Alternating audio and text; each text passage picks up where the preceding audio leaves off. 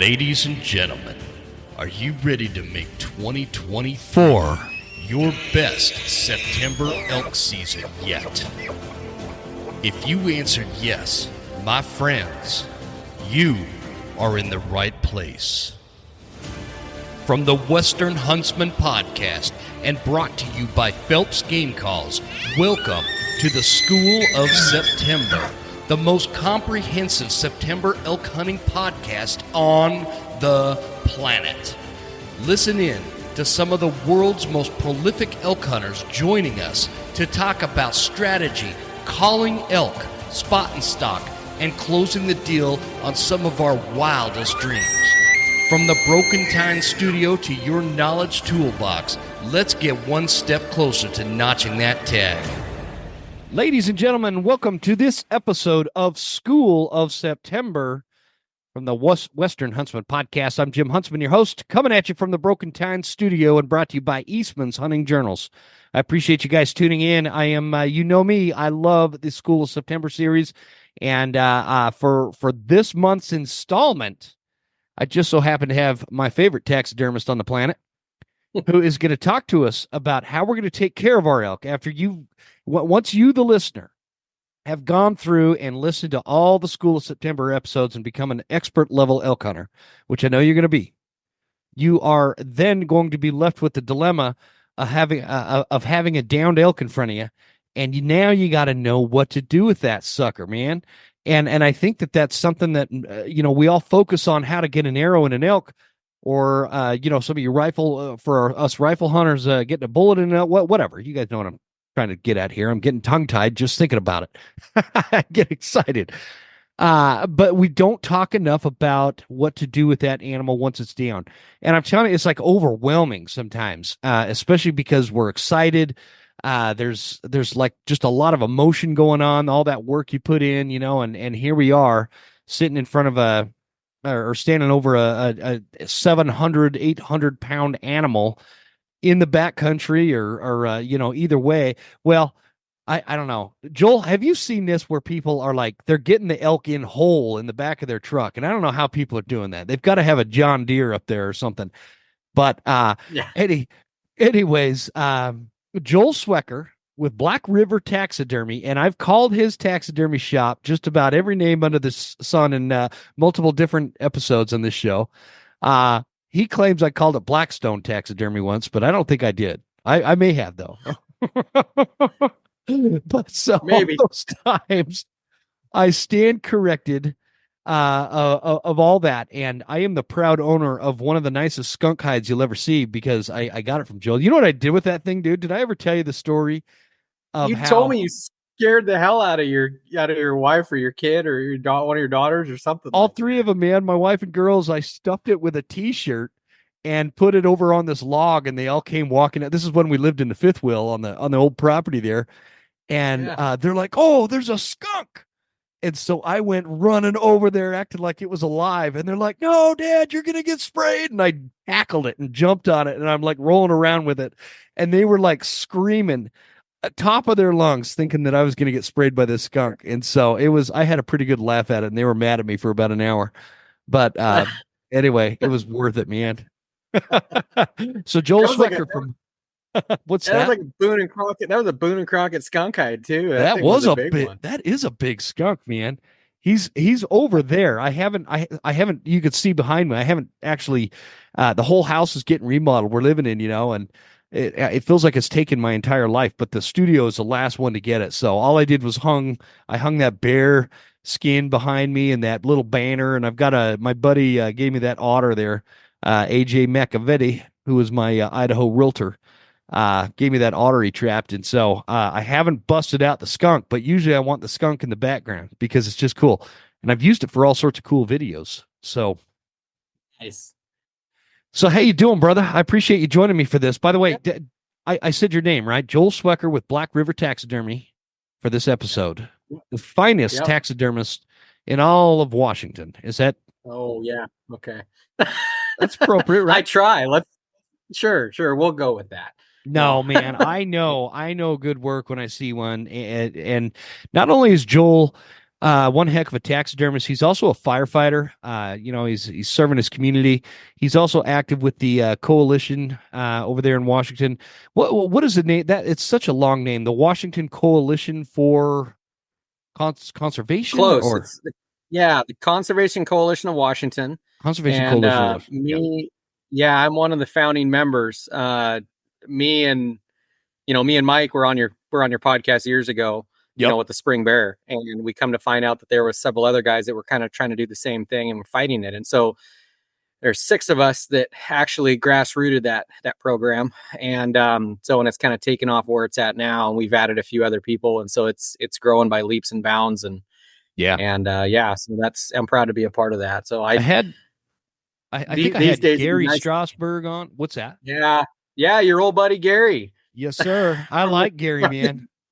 Gary's a good dude. Yeah. So great personality. Yeah. He was fun.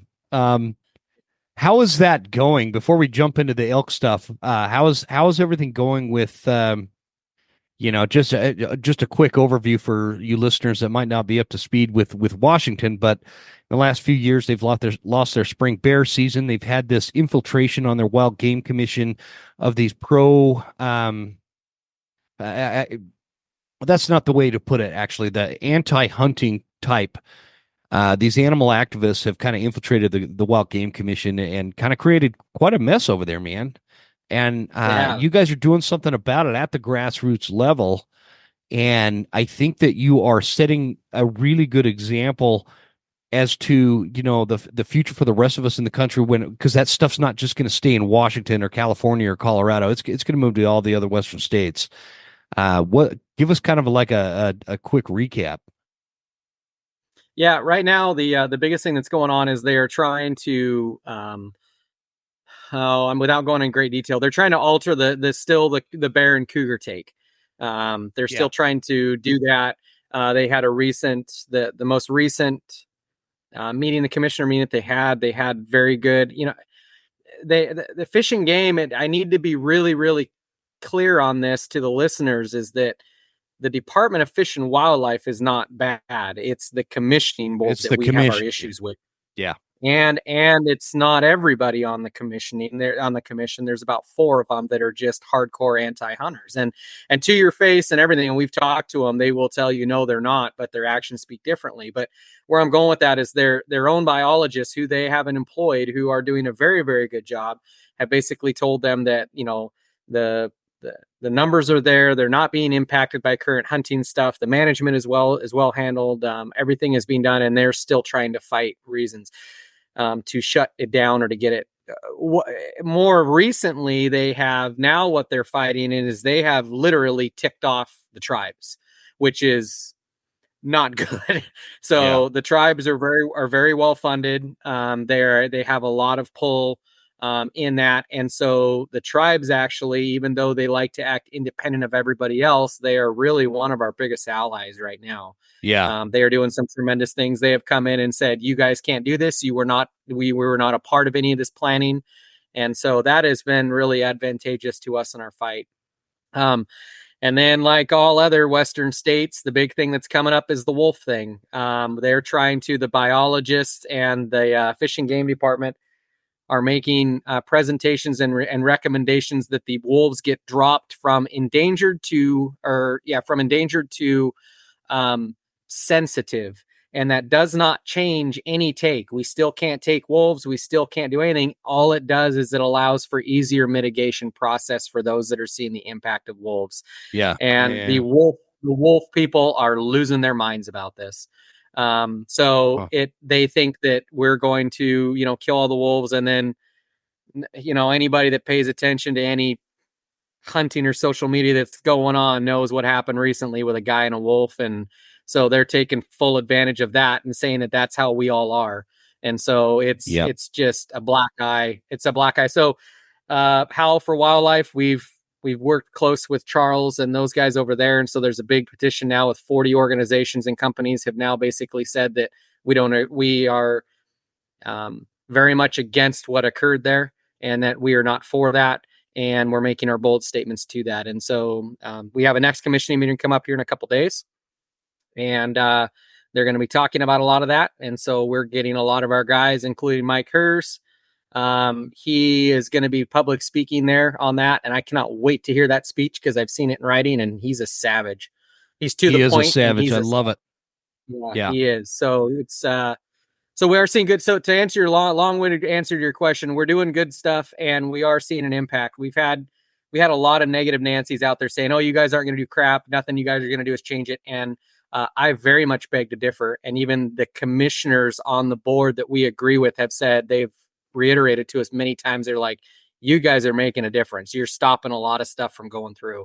Why would people say that? Why, like, what are they talking about? You're not going to make a difference. Well, what are they doing to make a difference? Well, that's what it was, is that, I've had a lot of conversations. We had the Sportsman's Alliance, me and another guy named Steve Bell, who's not a part of the coalition, but he was with it, and or he was very much in on this stuff. And him and I organized a fundraiser for Sportsman's Alliance quite a few months ago, and we ended up raising like I think it was $56,000 for the fight in Washington for that.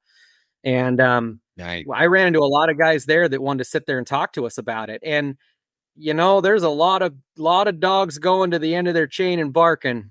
When it really came down to the nuts and bolts of stuff, I got into it with one guy. Not got into it, that's not really the word, but I had this one guy sit there and tell me how he's spent years and years of doing stuff, and that he just, doesn't agree with what we're doing, and pointed out everything that we were doing wrong. And I said, well, I didn't see you at the last meeting in October when we had that big thing. Well, no, I wasn't there. And okay.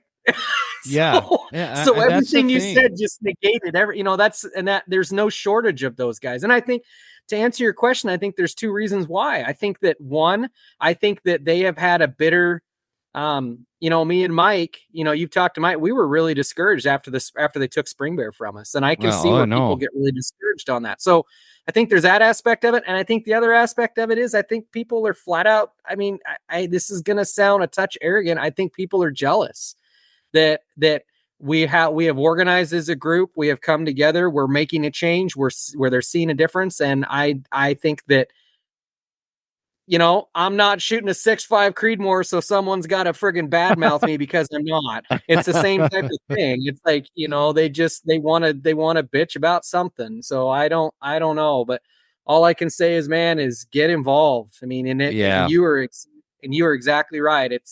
It's coming to a state near you. They already sent one of the wolf people from over here with Washington for Wildlife First and the Center for Biological Diversity. They're over in Colorado now.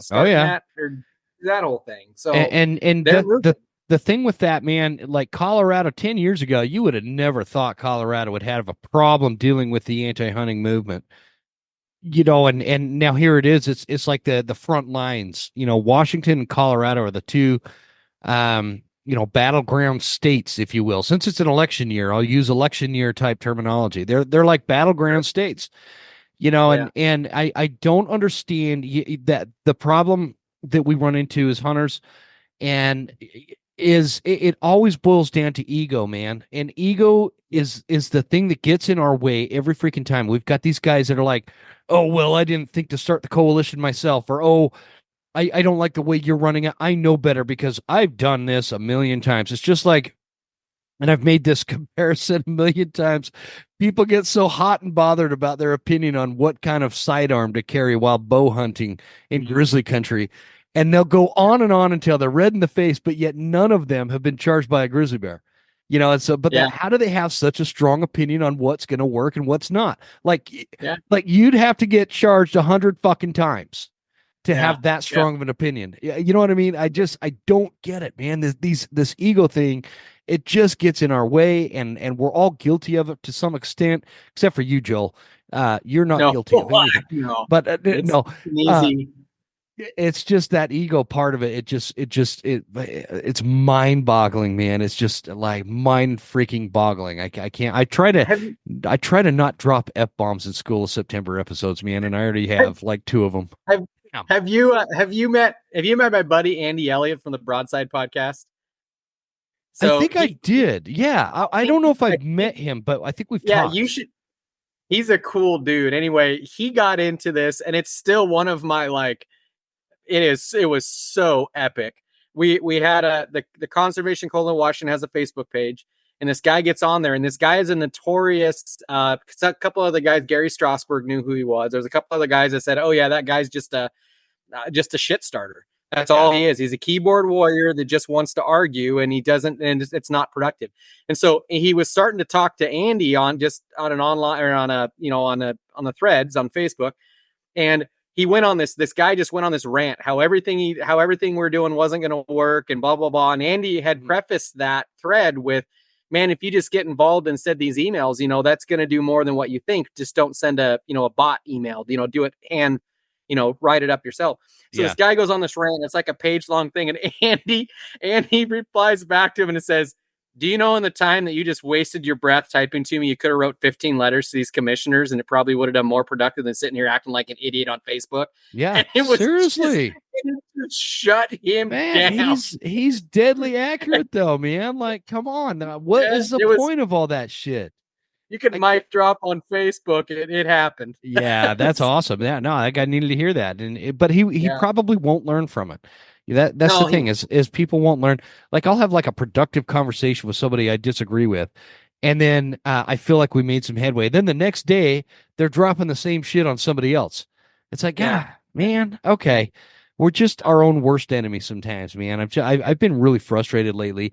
You brought it up earlier, that dude, Mr. Cruelty to Animal douchebag that run over the wolf with the and this is, if anybody doesn't know, I think I talked about it on the last episode, but anybody that doesn't know, the guy down in Sublette County that ran over a wolf with a snowmobile and crippled it, duct taped its mouth, and took it back to town, paraded it around a bar, took a bunch of pictures and video, and I mean, complete torment, torture, cruelty.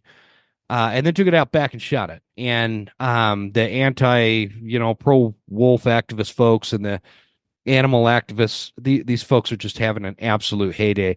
And if I was a animal activist, and especially like a pro-wolf activist type, like some of these campaigns, especially coming out of Wyoming and Montana and whatnot, that's exactly what I would do.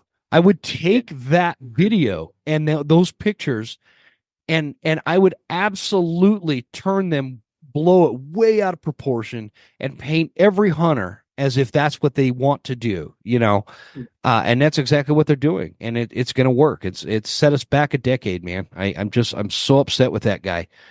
Well, and it's done it to the people. Who we're trying to reach is the people that don't hunt.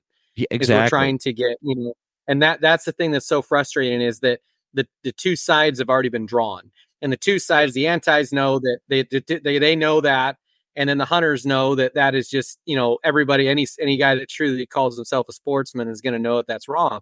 But where the damage is done is the people that don't hunt, and that has just given us a complete black eye. And it's that's what's rough about it. Because I was going to show you what they did.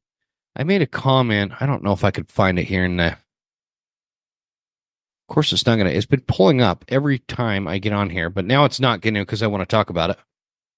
Anyways, right. They posted one of the headlines. It was from a newspaper, and it said, it was something along the lines of Wyoming hunter injures wolf, brings it to bar, and tortures it and kills it in the back. That's what the headline was. So that headline is not an anti-hunting headline. That was just one of the local newspapers. But the antis take that and they're running with that. And I got in there and commented. This was on an anti-hunting Instagram page. I follow all of them, and I got in there and said, this headline is misleading. He's not a hunter. Hunters don't torture and maim and injure and torment animals. So the correct headline would be Wyoming asshole did this. And then like Steve Ranella said the same damn thing like the next day on Instagram. And I don't want people to think I'm plagiarizing him. I'm not. I think we just both had the same idea, and so anyway, it's got like bunches of likes because I think a lot of hunters and just regular people follow these pages. And it's nice to see that, okay, they're not all falling for this. Like they're not going to I'm not going to let these guys tell me what a hunter is. because I know hunters and they wouldn't do this. They wouldn't injure a wolf like that. And anyway, it's a shit show, man. It's going to be such a mess for a long time. And it's not going It to is. help the situation in Washington. So, Nope. anyways, that's a whole other podcast topic, man. We're supposed to be talking to elk. Hey, I have the new Washington State #1 archery elk in here in the shop this year. You do, really? So Is it a Roosevelt or I do. No, it's a Rocky. Is it a Rocky? I've got, if you go to the Facebook page, we actually did a time lapse of it. 404 inches of them shot with a bow. And it's a stunner. So it made the new #1 by 3/8 of an inch. A buddy of mine, DJ, killed it. And he called me up that night after he shot it, and he goes, "Hey, we've measured this thing 4 times." And he was drunk off his ass when he called me, and he goes, "We've measured this thing 4 times, and he's 4 inches over the state record." And I said, "Okay, well, did you measure him pre or post drunk?" And he says, "No, we measured it before." And so I said, "Okay, prepare for 2 things. 1, you need to call the Pope and Young guy and figure out how he wants you to dry it. As I can 2, you need to be prepared for all the BS that follows." Jason Phelps told me years ago, he said, anytime there's a big bull killed, he goes, watch all the BS that follows with it. Man, he was 100% dead right. Oh, you shot it in a high fence. Oh, son of a bitch. Jim, I had a guy come in here one day, and he's like looking at this bull, and he goes, "Hey, I heard the real story behind that." And I'm like, and he doesn't know that I know DJ, the guy that shot it. And I was like, "Oh, do tell." And he tells me, I'm not even making this up. He goes, "Yeah, I heard the guy drove down to Texas and bought that bull from a ranch and came back up and released it and shot it with an arrow. And that's how it made #1. And I started laughing my ass off. Oh my goodness, man. What in the world is wrong with us? It's ridiculous. But people, like, can't you guys just be happy for a guy killing a big bull instead of finding ways? I know. Why that's been, you just articulated. Kind of I've been struggling to find the words to put it. Like, why can't we just support each other and be happy with each other? Yeah. And a good old, knuckle sandwich to the shoulder. Good job, man. That's a great bull. I'll probably never top that in my life. It's okay. It's okay to put your ego aside. Put your ego aside and just enjoy shit. It's not on your Instagram, huh? You put it on Facebook or something? It's on Facebook. I couldn't get the video to copy over to Instagram. I'm not tech savvy, man. I barely know how to turn these damn things on. But if you go to the Facebook thing, there's the live video of putting it on the form. It's a time lapse. So, and it's pretty cool. And then also I can't figure out how to open a Facebook on my laptop. It's only on my phone. No. If you go on the Instagram, I believe the pictures of it are on Instagram, but the time lapse is on the Facebook account. And it's of me putting it on the form. And but yeah, if you ever want to talk to him, it is. Yeah, it's a hell of a story of him shooting that bull too. I mean, he did everything right. Isn't that a whopper? Oh, it's a freaking whopper, man. He's got like 56-inch main beams, and it's so long. That main beam is just impressive, man. Look at that G4, 2-foot G4s on him. Gosh, dude, that is incredible. Yeah. I'll never shoot a bull like that, man. Unless if I win the lottery and I can go drop a bunch of money on a high fence, then maybe I'll get a bull like that. Well, that's close. I was going to say the only way I can shoot a bull that big is go to Northwest Track. You know what I'm going to do there, Joel? I'm going to drive on down to Texas, and I'm going to bring a bull up in a horse trailer, and I'm going to tie it up on a tree and put my bow and arrow on it. It's just ridiculous the shit people come up with. It is. I can't stand that stuff. So that said, good for that guy. Good for, what'd you say his name was? DJ. DJ Scadlock. He's it's a hell of a story. It couldn't have happened to real quickly. It couldn't have happened to a better dude. The guy picked up a bow, just started hunting with a bow, drew a pretty coveted tag that will ever remain nameless. And what unit? And he spent Washington. And he was out there, he did it how everybody is supposed to do it. He was out there every week. He put in the work. He was sending me pictures of a couple of these bulls in velvet, asking me what I thought. He did a lot of the work. Wow. Actually lost this bull lost this bull, lost track of him 3 weeks before the season, started freaking out, and they ended up picking him up opening morning and snuck into. He thought it was going to be 30 yards and ended up being like 10 yards. And What a stud. it's a hell of a story. So if you're looking for a good podcast on your other end of it, he's a hell of a dude to talk to. And anyway, it's a great. That's a viable thing, man. I might take you up on that if you hook me up with him. But either way, congrats to DJ on a hell of a bull. I mean, gosh, man, a 400 class bow during archery season. It's just amazing. That's super amazing. Proud of that guy. So, well, that's what we're going to be talking about tonight is a little bit of elk hunting here. And before we dive too far into that, I do need to give Phelps Game Calls as a one and only sponsor of the School of September series. Guys, if you jump onto Phelps Game Calls now and get your elk calls, this is the perfect time to start gearing up for season and getting those calls dialed in, because you're going to want to try out, if you guys are new to elk calling, you're going to want to try out a couple of different ones. They have like the amp series, and they have like the gray amp. What I recommend, if you're brand new to it, get a gray amp, get a pink, and get a maverick. Get those 3 reeds and see which one fits you the best diaphragm wise in your mouth, and start practicing. What my recommendation is look at calling elk like you are learning a new instrument, because that's what it is. You have to focus.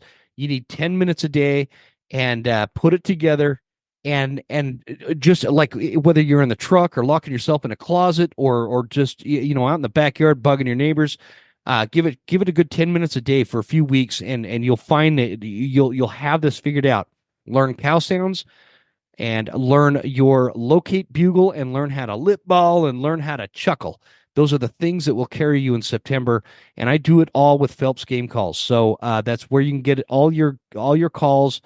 One of the things that we did a couple of years ago, we're going to do it again this year, is if you get on Phelps Game Calls website and you create a little account, they have this little tab for, and I don't know why they have that, and I better make sure they're still doing this, but they have one of the options is to put the company name. So if you're not, as a company going in and buying Phelps Game Calls, I want you to go in and make up the funniest company name you can. Like we did that a couple of years ago. Some people have some dirty minds, Joel, by the way. They came up with some dirty-minded company names, and they sent them in to me, so that you have to go buy your Phelps gear. By the way, use promo code Huntsman10 for 10% off, and then come up with a really funny company name. I can't remember mine. I came off the top of my head to start this. It was like Salamander Breeder of Idaho or something like that. Something really dumb and cheesy. And people really took that to heart and went buck wild with it. It was a great competition, and somebody won a full Phelps package after that, because I sent them a bugle tube and a bunch of reeds for the best names. So anyway, Phelps Game Calls, we appreciate the sponsorship. Use promo code Huntsman10 at checkout for 10% off, and you will not regret it, folks. All right, I did the ad. We're out of the way. Joel, scenario question for you, brother. Yep. You're on a mountain. Excuse me. I'm still kind of dealing with this weird chest cold. It won't go away. You're on a mountain. You just used let's say a Maverick reed, and some Phelps Game Calls here, and you just called in a bull to 30 yards. You inserted a perfectly well-placed, well-shot arrow right through, double lung this sucker, right? At 30 yards. Blood is spattering everywhere, and that bull goes running down the drainage into the brush and disappears. So you start following. You give it a little minute. You give it 30 minutes, give it an hour, whatever, depending on how confident you are of the shot. You walk down, pick up the blood trail, and you go about 40 yards, and you come through some trees, and there before you lies a big 5-point, maybe 6-point, mighty Rocky Mountain wapiti laying there dead.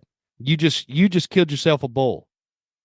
Joel Swecker has a lot of information as to how to get the most out of your meat so that the meat is well taken care of, how we're going to break it down, how we're going to cape it, because if you're in Washington, I should hope you're going to take that bull in and see Joel to get him mounted. Can I send a bull to you from Montana, Joel? Is that if I I can. I Yeah, don't know how that works. What do you do? Like freeze them or something? yeah, now they made that new rule though that they have to be completely off the skull now before they come to Washington State because of all the CWD concerns. Oh, that's But right. yeah, That's what I was wondering. I get, but that's not a big deal. I mean, I get people that send me bulls from Alaska, from, I mean, everywhere. They send me stuff. You get stuff from all over the place. A lot of times you freeze it solid, double or triple bag it, put it in a UPS box and send it off, and it remains frozen until it gets there. So Okay. the horns are one difference. If you skull cap it, that's one thing. If you Euro it, you just wrap it up real good. I get a lot of moose from Alaska, and they just wrap the skulls up completely, and we're doing Euros on them. So Okay, good to know. So, one of the things I want to get out of this episode is if I do that, I want to be able to send you everything that you need without you opening the box and being like, man, Jim Huntsman is a retard. Look at the way he just cut this. Like, what did he use? A chainsaw to get this hide off? And so stuff like that. So we've got this dead bull in front of us, that little scenario I was just telling you. Can you walk us through what hunters do wrong, how they mess up their meat, how they mess up the cape? Let's start with the meat care, because I think that at the end of the day, we're all looking to fill these freezers. Can we start with the meat care? Yeah, absolutely. I mean, we can even take it back a step further and talk about, even just planning that even before you go in there. Oh yeah, real quick story.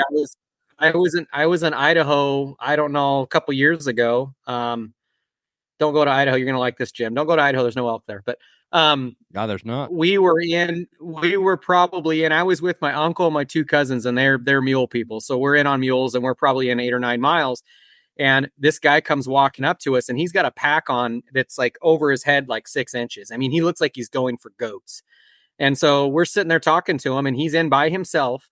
And he's like, yeah, I'm just trying to do the backcountry thing. And I was like, oh, you've been in here before? Nope, first time ever doing this elk thing and stuff like that. He has no clue. I said, well, what happens when you get one down, or you have someone to come and help you get it out? Oh no, I'll just figure it out. And here we are in an area where it's gonna be 80 degrees during the day. The guy looked like he was in good shape. I'll give him that. But here you are, 80 degrees. He's got no clue on he doesn't have any plan on what he's going to do to get the bull out. And that kind of spells disaster. I mean, we didn't talk to him for a long time, but you kind of have to, if you're going to do the backcountry thing, or even if you're a couple miles from the truck, I mean, there's some things you got to take into consideration. I mean, one is, are you in bear country? I mean, let's even go as far as that, because how you're going to handle your carcass and how you're going to handle your meat is really dictated. That really changes if you're in an area where you have grizzly. So what about though, like black bear? I feel like are just as. I guess the difference is black bear will be just as quick on your carcass as a grizzly will. Sure. The difference is black bears are a lot easier to get off it, right? Right. Grizzlies are a little more stubborn about giving up that. In fact, I think I'm not sure what states this is, but I think there's a couple states where it's like if a grizzly takes your carcass, you're done. You gotta abandon it. Yeah, you're done. Yeah. So anyway. So I mean, you have to those into those considerations, and I mean, the other thing you have to take in consideration is how distance. What are your distances? Are you going from your truck, or which distance you're going to go out? The idea of going in 8 or 9 miles and getting in past guys, it's good, but what's the weather like and what's the terrain like? Are you going to have a place that you can hang that meat where it can stay there for a couple days while you're getting stuff out? Me and one of my closest friends, who him and I used to kill elk all the time doing backcountry stuff, we were in the Eagle Caps.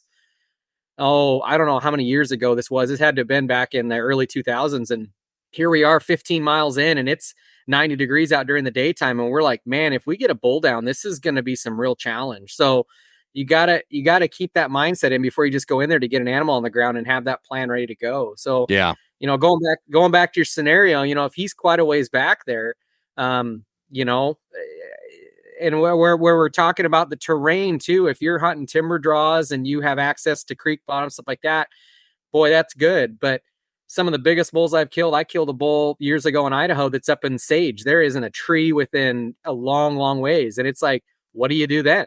Mm-hmm. Because you don't have shade that you can do that, and you can't hang it. So what's your alternative? So there's those avenues that you need to be prepared for. So preparation wise, I mean, the scenario that you were just describing, Joel, like some dude's back there. I think you mentioned 8 or 9 miles back, by himself. He's got his pack is already bogged down with a bunch of other gear. If that dude gets a bull back there, it's 80 degrees during the day.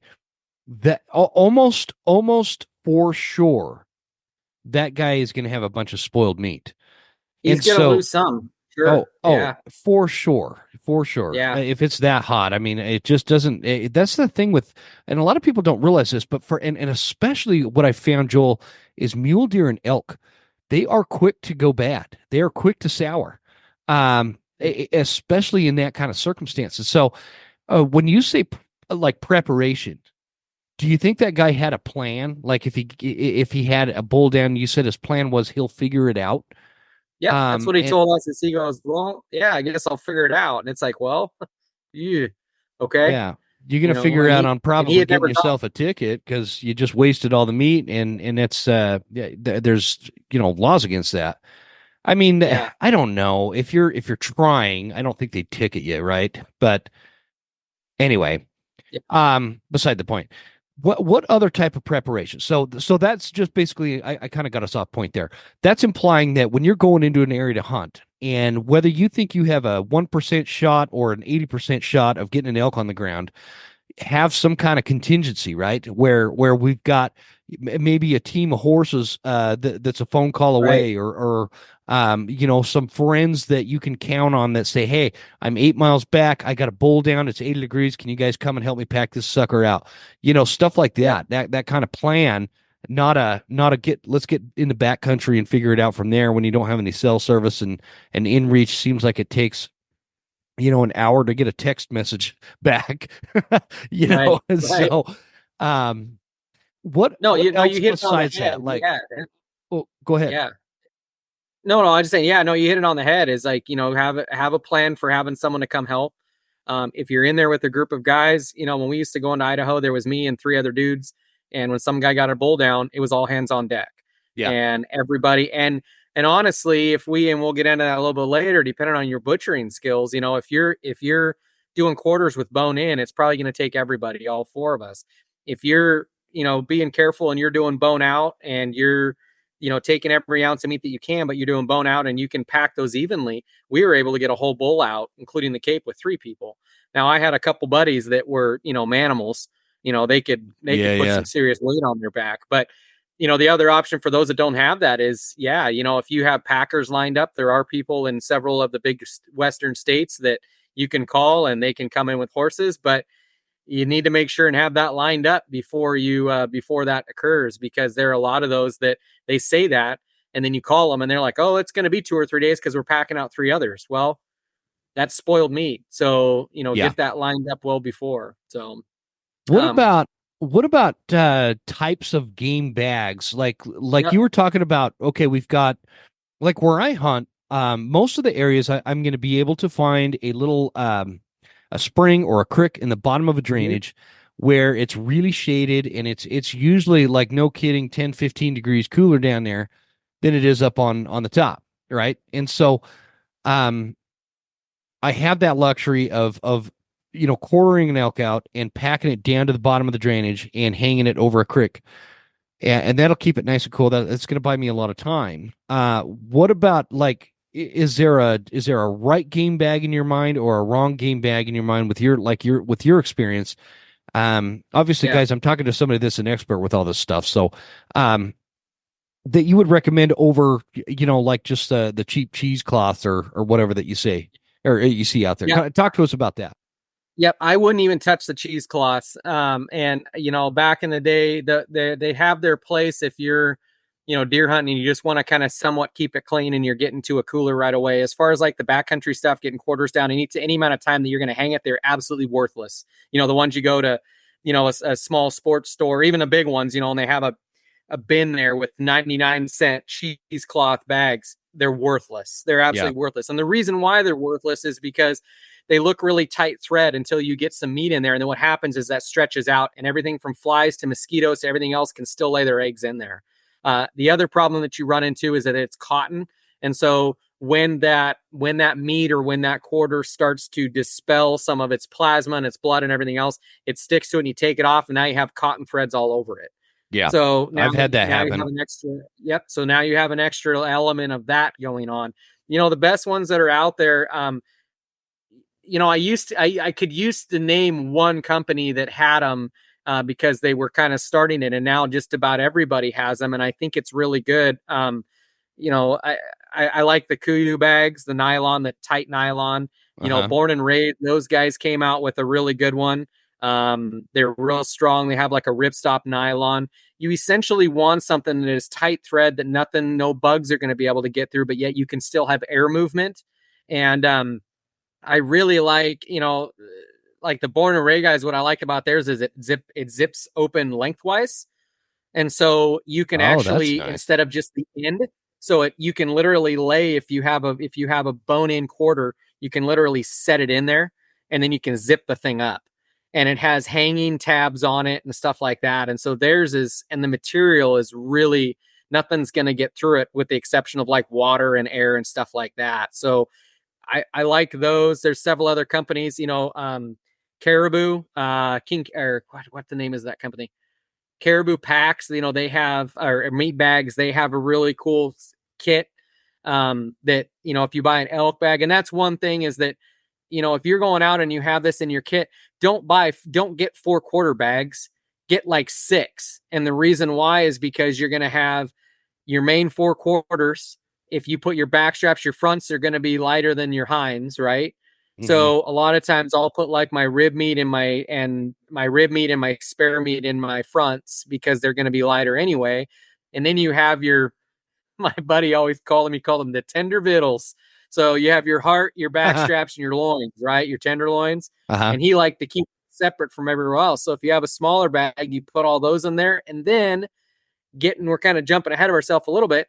If it's an animal that you're looking at caping, you're going to want a bag that you can put the cape in and roll it up after you've let it cool down. And we'll talk about that in a bit. But a lot of guys, have you ever tried to take an elk hide or an elk cape and tie it up to a pack? They just fall off. It doesn't work. You know what else is bear, man? Like try to roll a bear hide up and just carry that out and leave the head attached kind of thing.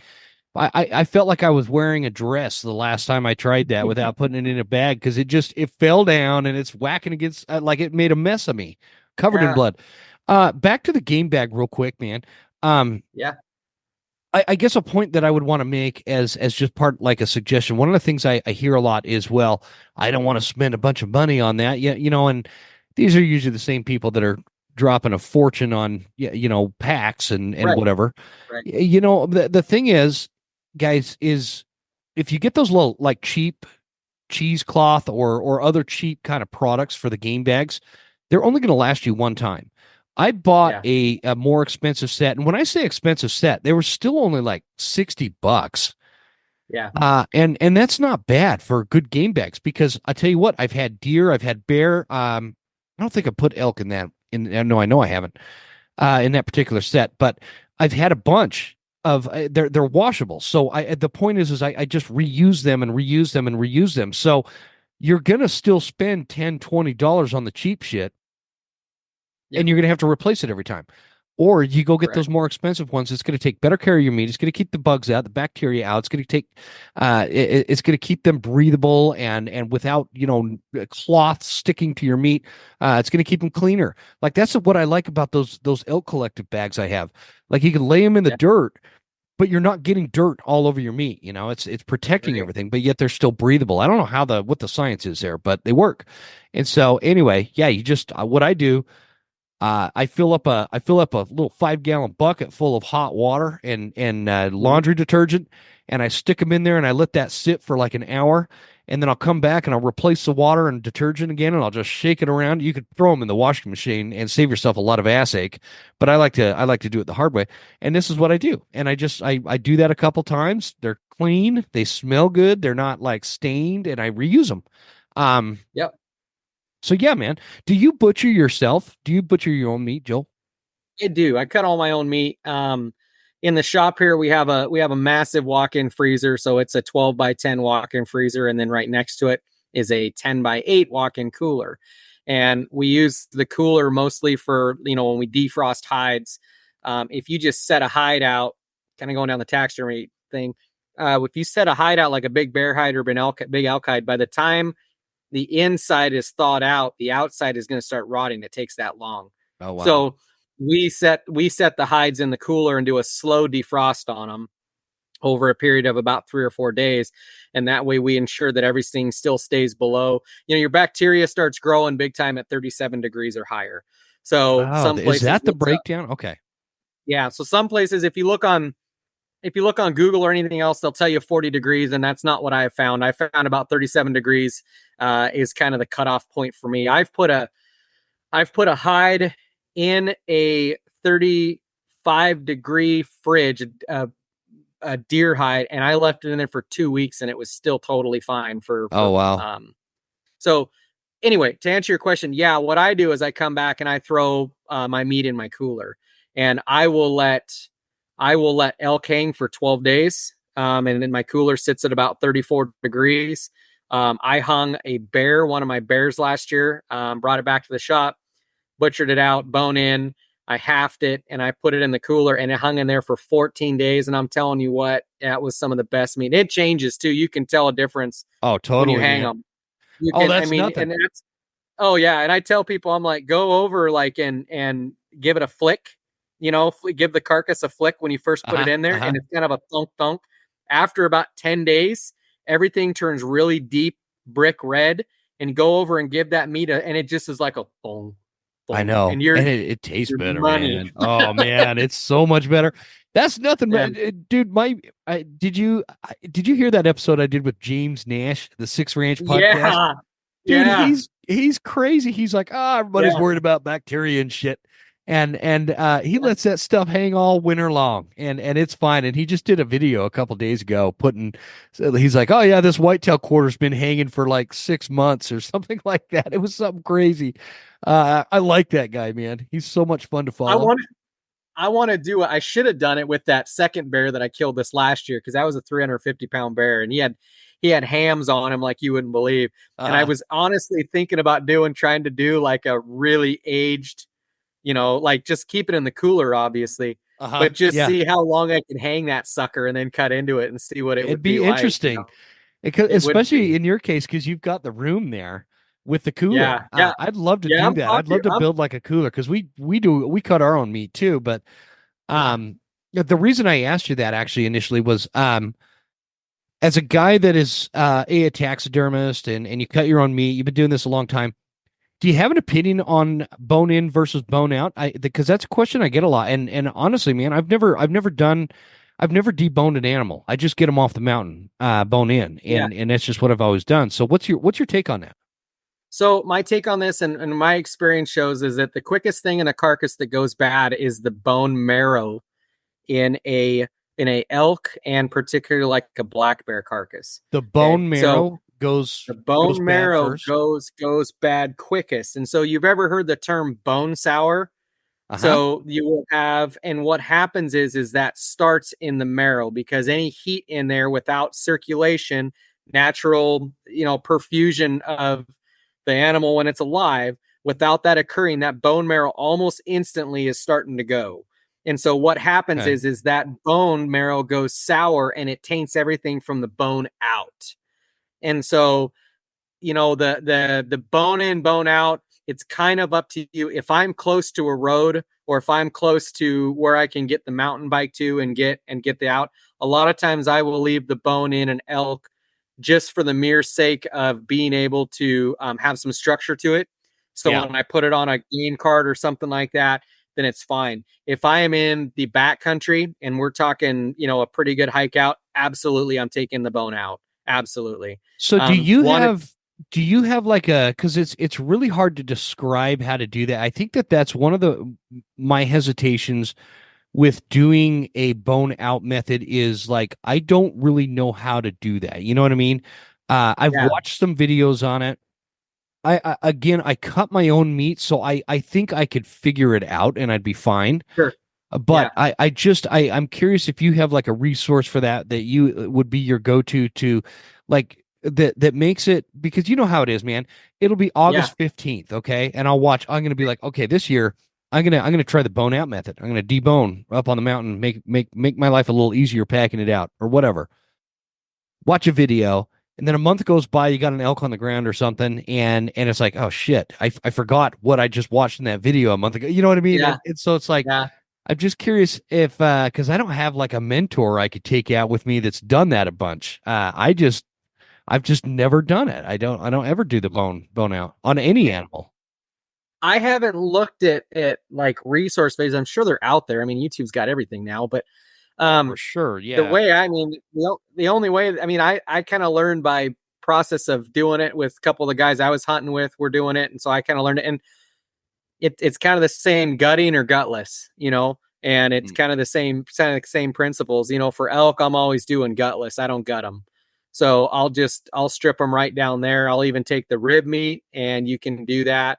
And Yep. then as far as like the bone out, essentially I just go to a quarter, I get a quarter off.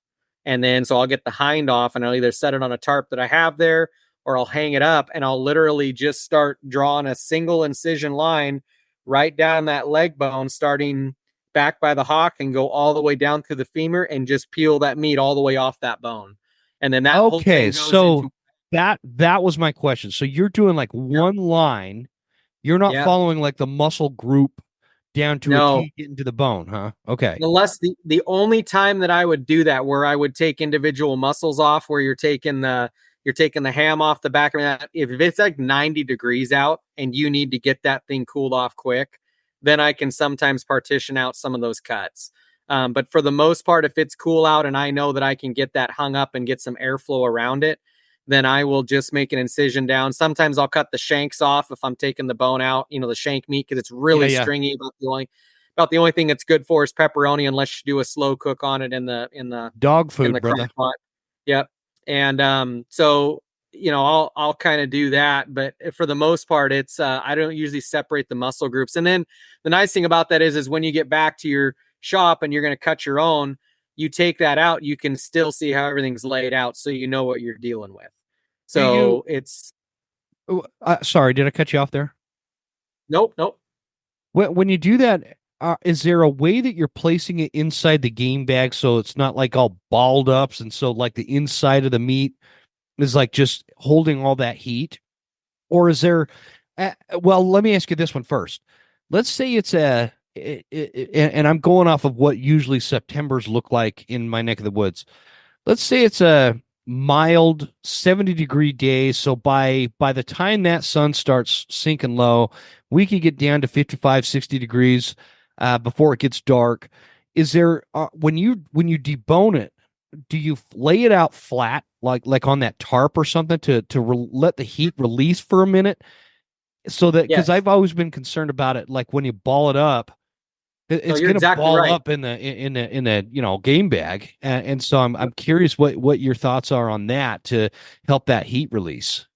No, you're absolutely right. And the same goes with your capes. We'll talk about that later on. That's one of the biggest mistakes that people make is they get the cape off, they immediately roll it up and they put it in a game bag, and then it's an oven inside of it. So Yeah, me and my you get cousin those Andrew four, did that last year. I think we rolled that sucker up pretty hot.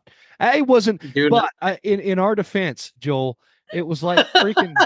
It was like 36 degrees outside. It was cold as shit. By the time we got to that cape, it was like 2 in the morning, and it was snowing and hailing. And this is September, but it was North Yeah. Idaho, so you just never know what you're going to get. Yeah, I'll if I have access to answer your question about the meat, if I have access to trees, I'll debone that sucker out, and then I'll hang that piece of meat up on a limb or something to let it cool off Just separately, like you'll just before kind of hang it like before I like put them. like you're a freaking wild Yes. savage, right? Okay. Yeah. Now the quandary comes into it is if you kill a bull up in like the sage flats.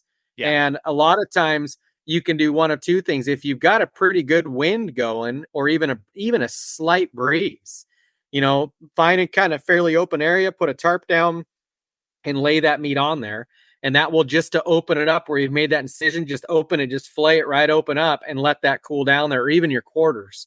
They'll sit there and cool that down before you put it in there. But that is the one thing with bone out meat, is that when you do that, when you put it in the game quarter bags, it no longer has that structure of a quarter. It's going to do exactly what you said. It's going to ball up and sink down there. So you want to make sure that it's fairly cool off. Plastic bags, don't even, I've heard of guys, doing the, they let it cool off and then they put it, let me rephrase that. Plastic bags are invaluable if you want to get meat into a backpack, just to get it in there and to slide out and to keep everything clean. But do not ever put stuff in a plastic bag with that you're going to take it all the way home. Get it out of that plastic bag as quickly as you can. So all but my I've seen years guys of do putting a rear quarter in a black garden type bag with my little heat pack activated and then carrying it out that's wrong. That's bullshit. Yeah. That'll give you some fun times on the toilet. So it's going to be the porcelain rodeo after that, huh? Yeah. Even if you attempt to eat that meat. So, that would be the thing is make sure and get that stuff cooled down. And the same goes with your hides, cool them off before you do that. And then of course, if you can't get it all out in one trip, therein lies where you can hang it. And it's amazing with meat, what temperature you can keep meat viable at.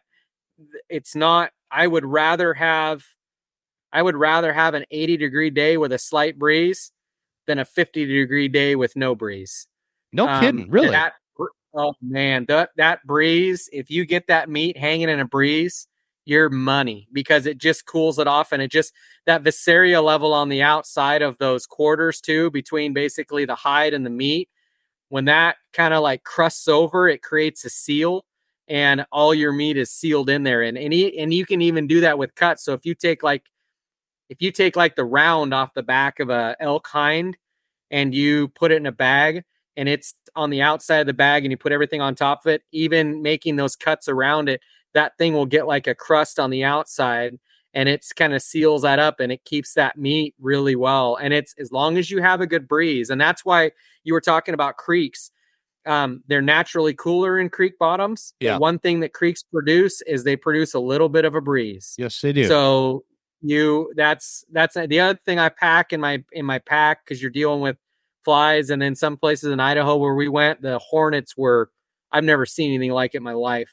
Oh man, yeah, they get bad, dude.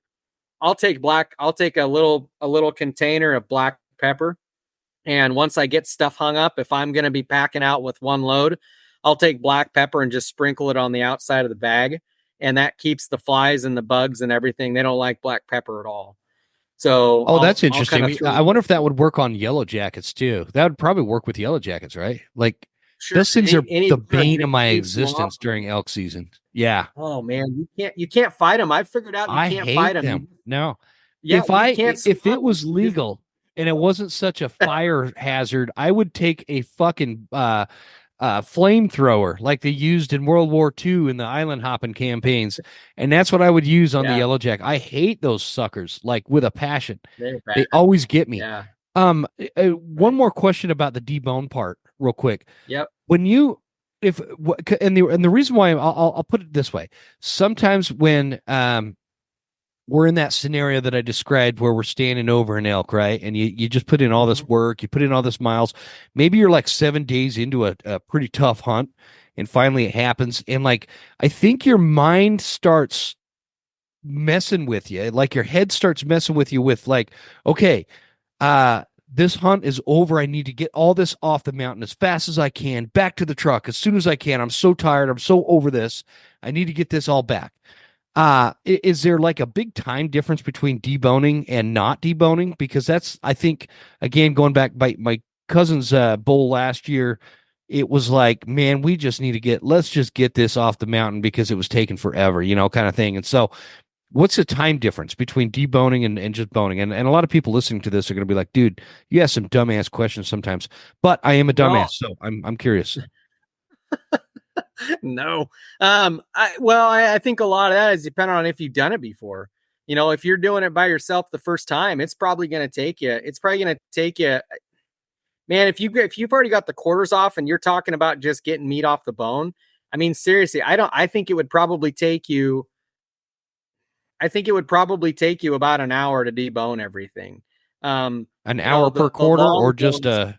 No, I think an hour overall. I Oh, mean, that's nothing. if you're going down those and you're just basically just don't overthink it. You know what I mean? Just go down that long bone and just start peeling it around. Just keep your blade right on that bone and get it out. You're no matter what, if you quarter an elk or you debone an elk, you're still going to go on the neck meat and the rib meat, unless you're an overachiever and you're wanting to pack tomahawk steaks back or short ribs. You're a freaking hero in my book. But if you're going to be deboning that stuff anyway. You're going to go through and clean up that carcass, and then don't forget your tenderloins if you do the gutless. I've done Yeah. that before. And anyway. So if you're already deboning that stuff, you're just talking about your long bones that you're deboning. You're not talking about a lot of extra work. So Hey, a man, lot of it is just intimidating to think about it. I'm just gonna turn my video off for just a second so I can let this internet catch up. Okay. Yeah. Okay. So it's only going to add an hour or so. So that's not like a huge deal.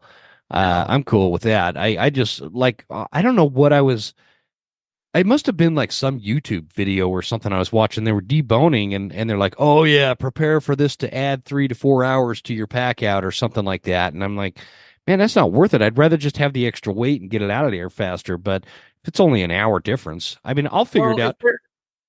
If they're separating every single muscle group, yeah, I could see where it could roll into 3 hours. But if you're just trying to get meat off the bone to cut weight and to, get stuff hung and to get out and get on the trail, yeah, I would think probably an hour. And that's after you've broken everything down and you're just looking at getting bones out of the carcass, the long Yeah. bones. Yeah, So, that makes sense. Knife types. Can you talk to us about knife types? yeah. It really depends on what you're doing. There's, you have fixed blades, you have hard fixed blades, and then of course, you have the new avenues of the outdoor edge and the Havalons, the razor replaceable types. Um, like every other technology, they've come a long way with knife construction and the metals that they're using. And I'm not even gonna act like I know anything about that.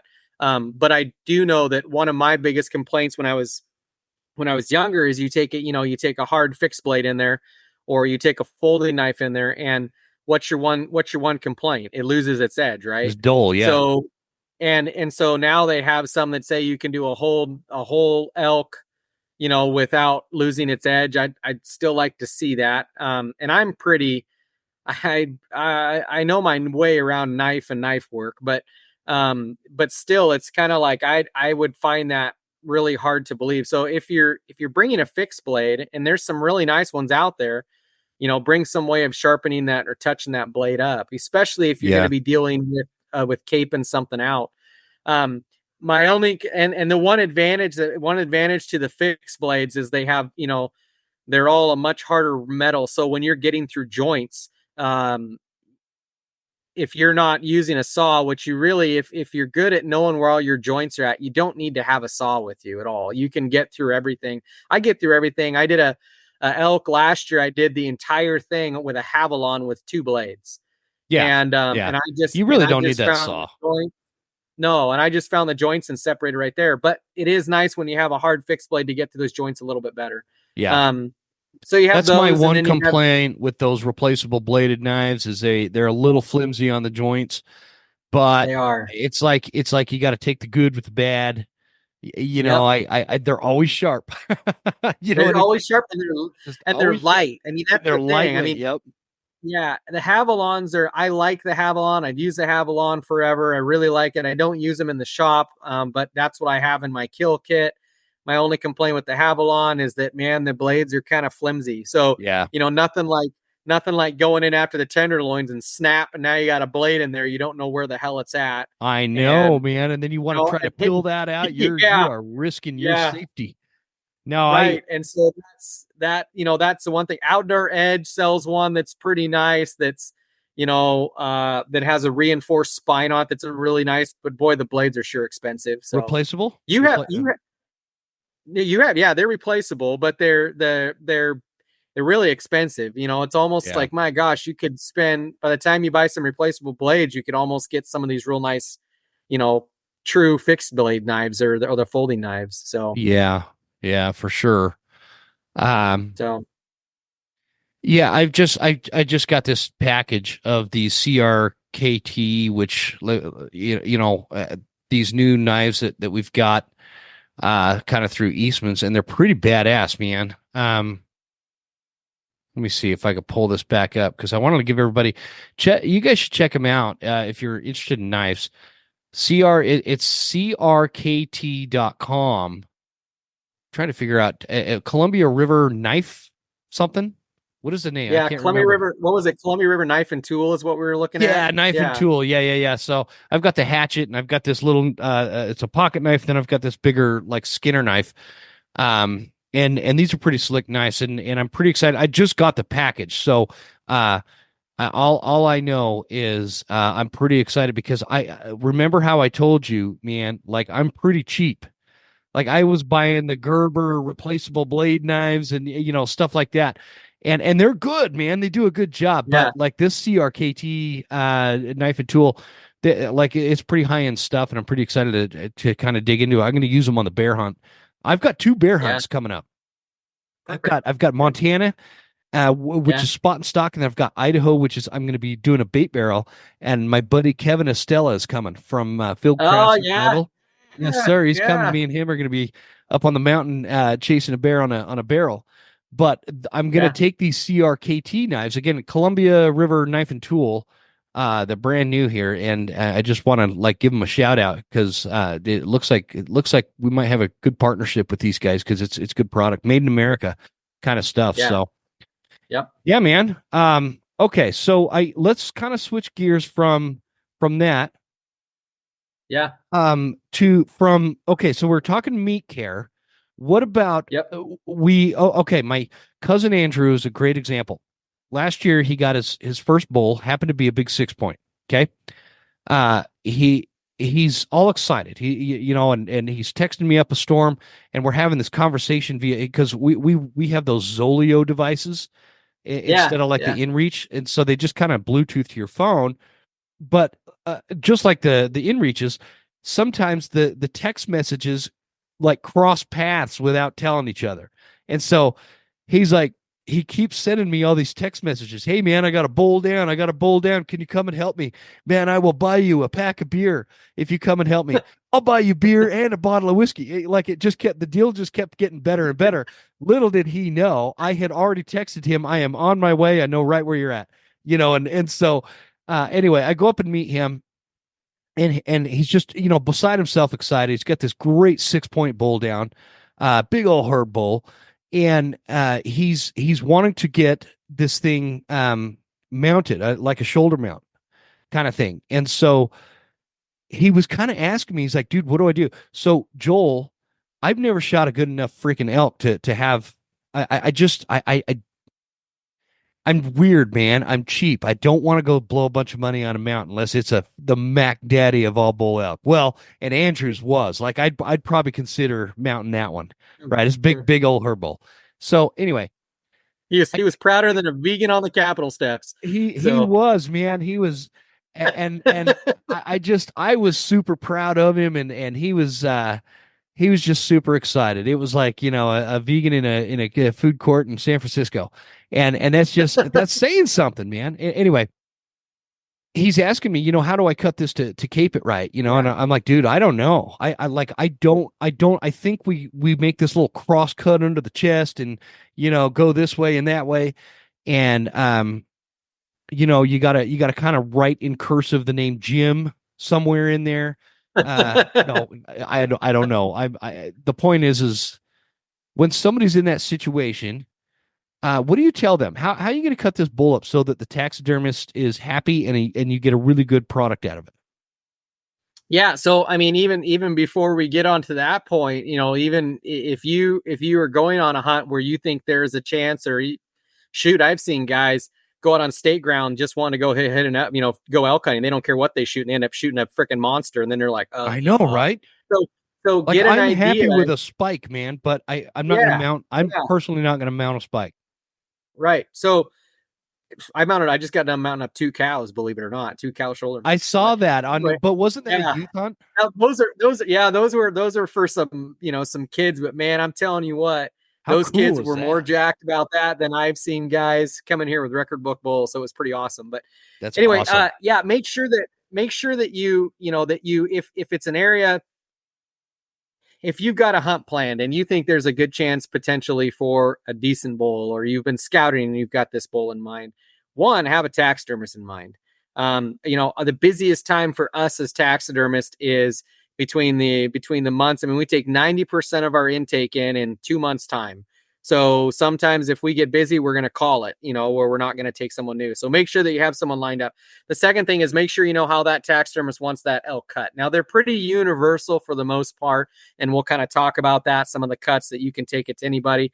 But make sure that you have that idea. The other thing is, if you're, like kind of what we touched on earlier, some states now are restricting whether or not you can bring that bull. If you're from Washington, you went on an Idaho elk hunt, you cannot bring that elk across state lines unless the skull is completely unless the hide is completely off that head. Doesn't matter if you're doing a Euro, and it doesn't matter if you're doing a shoulder mount. So you have to, and a lot of that is all CWD and everything else. So make sure that you understand the state regulations as far as like if you're bringing it back to your taxidermist, because I still have the letter up on my wall. All of us taxidermists got a letter from Fish and Wildlife this last year. Says if we get caught in our shop with an animal out of state, with the exception of an antelope or a black bear, that we get a massive fine. So make No sure you kidding. understand that. So, Okay. so back to your question. There's some pretty good YouTube videos. I have every year I do a couple of Facebook videos. I'll get like the first bull of the season, or I'll have a bull that will come in that was frozen, and I'll take advantage and show you guys how to keep it off. We do a seminar every year where we actually have people that come out and we teach them how to get stuff off of the skull. So we kind of teach them that. We usually do it at a local bow shop, and it's usually a pretty good turnout for that. But you can watch some of the YouTube videos on how to do it, but check in with your taxidermist first, because he's going to show you some good ideas. I always tell people, along with your knives that you want to take a flathead screwdriver, a real small, like the stubbies, but the real heavy duty ones. Take That's one a of good those idea. because What a lot of why do you say that? well, because the one area where people will talk about some of the major areas where people screw up on capes, but one of the areas that they screw up on is when they make their cut up to the pedicle. The pedicle is the bone structure that holds the antler. Yep. You have to get that hair off. You have to get that hide off around there. And you are taking a round pedicle with a flat blade knife, and they're making cuts like this, and they're going to nick it all the way around. Yeah. Okay. I didn't know that, Joel. That's a good ass idea. You take your flathead screwdriver. You have your no. Oh, here we go. There you go. You got one right there. Oh. Okay. So for those listening, he just hold up a yeah. Go ahead. Yeah. So you're gonna make a cut right up here, and you're gonna go cut up right into the pedicle of that elk. So you're coming up. Wait. You got to slow down. I'm not that smart. You come right up the back, center of that skull, right? And then you're teeing off right in between the antlers to make that cut. We're gonna stop about right here, basically between the ears and between the pedicle. So in between the pedicle and where the ear butts are at, because the ear butts sit about right here. Okay. Yep. You're gonna Y off, and you're gonna Y to this pedicle, and you're gonna Y off to that pedicle. Wow. Okay. You're gonna make a Y. Now, for most people that are you would have been mad at me, man, if I would have sent you one. Shit. Well, for most people, especially in the field, you're not gonna do this out there. Yeah. The guys that I hunt with, the guys that I go to Montana with, and the guys that I go to Idaho with, they fricking love me when they get a bull down, because we're cutting. We get that head out, and I'm cutting 25 pounds off their pack just getting the skull out. Man. And so that's what's kind of nice. But essentially, that flathead screwdriver, when you get up to the back of that, if you're in the backcountry and you want to take that head out, I did a video last year on the Facebook feed, and it's still on there. And we take an elk head and we weigh it with the head on it, not with the cape. We measure the head, or we weigh the head. I can't remember the numbers again, but then we take the hide off the face. So the cape is like we're prepping it for a shoulder mount. We weigh it again. We drop like 8 pounds. Oh, wow. Then I go through and I basically clean off all the meat, take the eyeballs out, take the cheek meat off, take the lower jaw off. If you still want to do a Euro with it, great. You know how much weight I cut off that head? was like A lot. 26 pounds I cut off Really? that thing. Yeah, with the tongue gone, with the lower jaw gone, with the eyes, everything on an elk. It was crazy. Yeah. So if you can know how to get that stuff off. So I keep digressing here. So the flathead screwdriver, if you're doing a shoulder mount, go up to that pedicle, and instead of going all the way around that pedicle with a knife, take that flathead screwdriver and jam it in there, and then it will really peel right off around that pedicle of that, and it'll be a nice clean break Dude, right off that. I feel like such a dumbass, man. Like, I don't know how many, because I do all my own Euro mounts, and I'm Sure. way better than Black River Taxidermy could ever dream of. No, I'm kidding. No, but Yeah, I do. so I've always done my own Euro mounts, but but I guess that's maybe why I haven't cared about how jagged that could be. But it's still a pain in the ass getting that that top skin, that little, it's almost rubber is. bandish. And there's you're like trying a to peel. rubber seal. Yeah, Yep, it's like a it goes right gasket, around there. Yep, right? And I'm always it like is. just Yep. messing with that and cutting as best I can. It dulls my knife, and I've cut myself a couple times doing that just to do a Euro. And then I've also like kind of dinged the skull, and those marks don't go away. Nope. And so that's I just feel stupid, man. I don't know how I never would have thought if I took a little teeny, one of those stubby little screwdriver flatheads and just pried it back, it'd make my life way easier. So, fantastic, man. I get excited when I learn something like that. Yeah, and your taxidermist will love you because that ring that goes around there, that goes around the pedicle, it's really strong material until you cut it, and then it wants to rip really easily, and you got to sew each one of those up. And oh wow, depending on how much your taxidermist likes you, he may or may not charge you extra labor if you're nicking those all the way through. So that's a good point. So you have your you bull charge on me a fortune. No, dude, Huntsman did it. He nicked it again. That's $500. Oh, he nicked it again. That's $500. Surprised what I get in here sometimes. No, I wouldn't be surprised, man. Oh, geez. It's like, you skin that thing with a John Deere riding lawnmower, or what did you do? I should pull out. I have this trunk full of old coyote hides that I did myself. I tanned them myself. This was years ago. I ought to, just as a joke, send them over to you and see what you think. Like, I'm sure they're bad. They're pretty bad, but I don't know. They're soft and they're not stinky. So whatever. Yeah, there you go. Yeah. The actual coyote brain for it. I used their brain and made that little. Yeah, I went mountain man style, man. And you went native on it. Yeah, I did. nice. Yeah, heck yeah, man. Yeah, no, the big thing with knowing where those cuts are on those elk is really look at some of the videos. You can look on our feeds. I actually have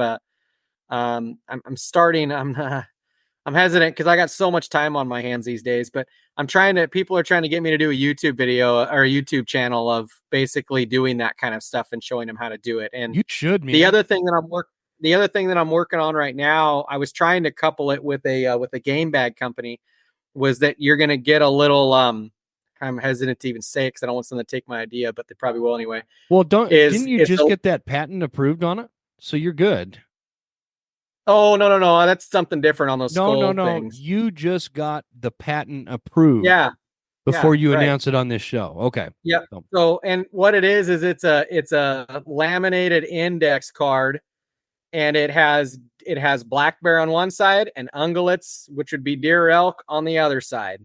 And it has a group of 8 pictures step by step of the cuts to make and where you stop at and where you want for a shoulder mount.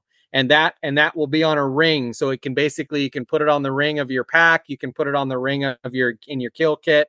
You can do anything like that. So when you get there and you have that in your kill kit and you end up shooting this big 6-point Roosevelt and you're like, oh crap, you can whip that baby out. And it's like, oh, here it is right here, because we all know wherever you're hunting has excellent cell phone service. So it's, you have that ability to see what the diagram is. I'm going to make a fortune on that idea. I'm going to have it done. And I'm going to take it a step further and make it an app. Right, your phone, right. I've thought about doing that. I've had a buddy offer me to help me with the app, but I'm just, anyway. So, but the thing with the capes is the biggest mistakes that I see on capes with elk in particular is one, they don't cut them long enough.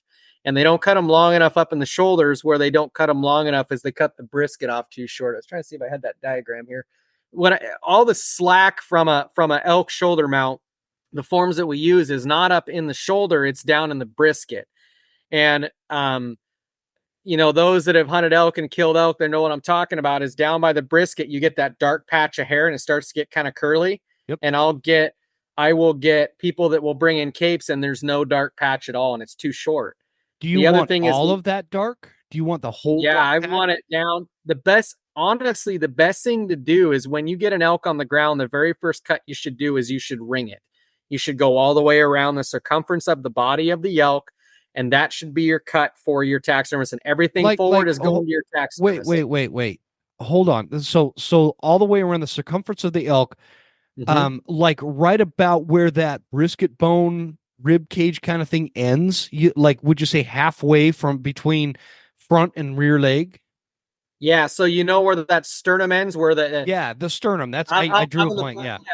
Yeah, I'm in the fire department, so I know the medical term. Not where the xiphoid process is, right where the sternum comes. Yes. So right. No, I went to EMT school like many years ago. Yeah, I remember the xiphoid process. It's the one that when you get punched at it, it knocks the wind right out of you. So, yep. Yes, sir. So you want to make sure that you start your ring well back, and there's all these diagrams, all these places will tell you, 6 inches behind the front shoulder or 8 inches behind the third rib and blah, blah. Forget that. Just go halfway around the animal and don't try and guess what your taxidermist needs. Take him more than what I will never, ever, ever complain about having too much hide.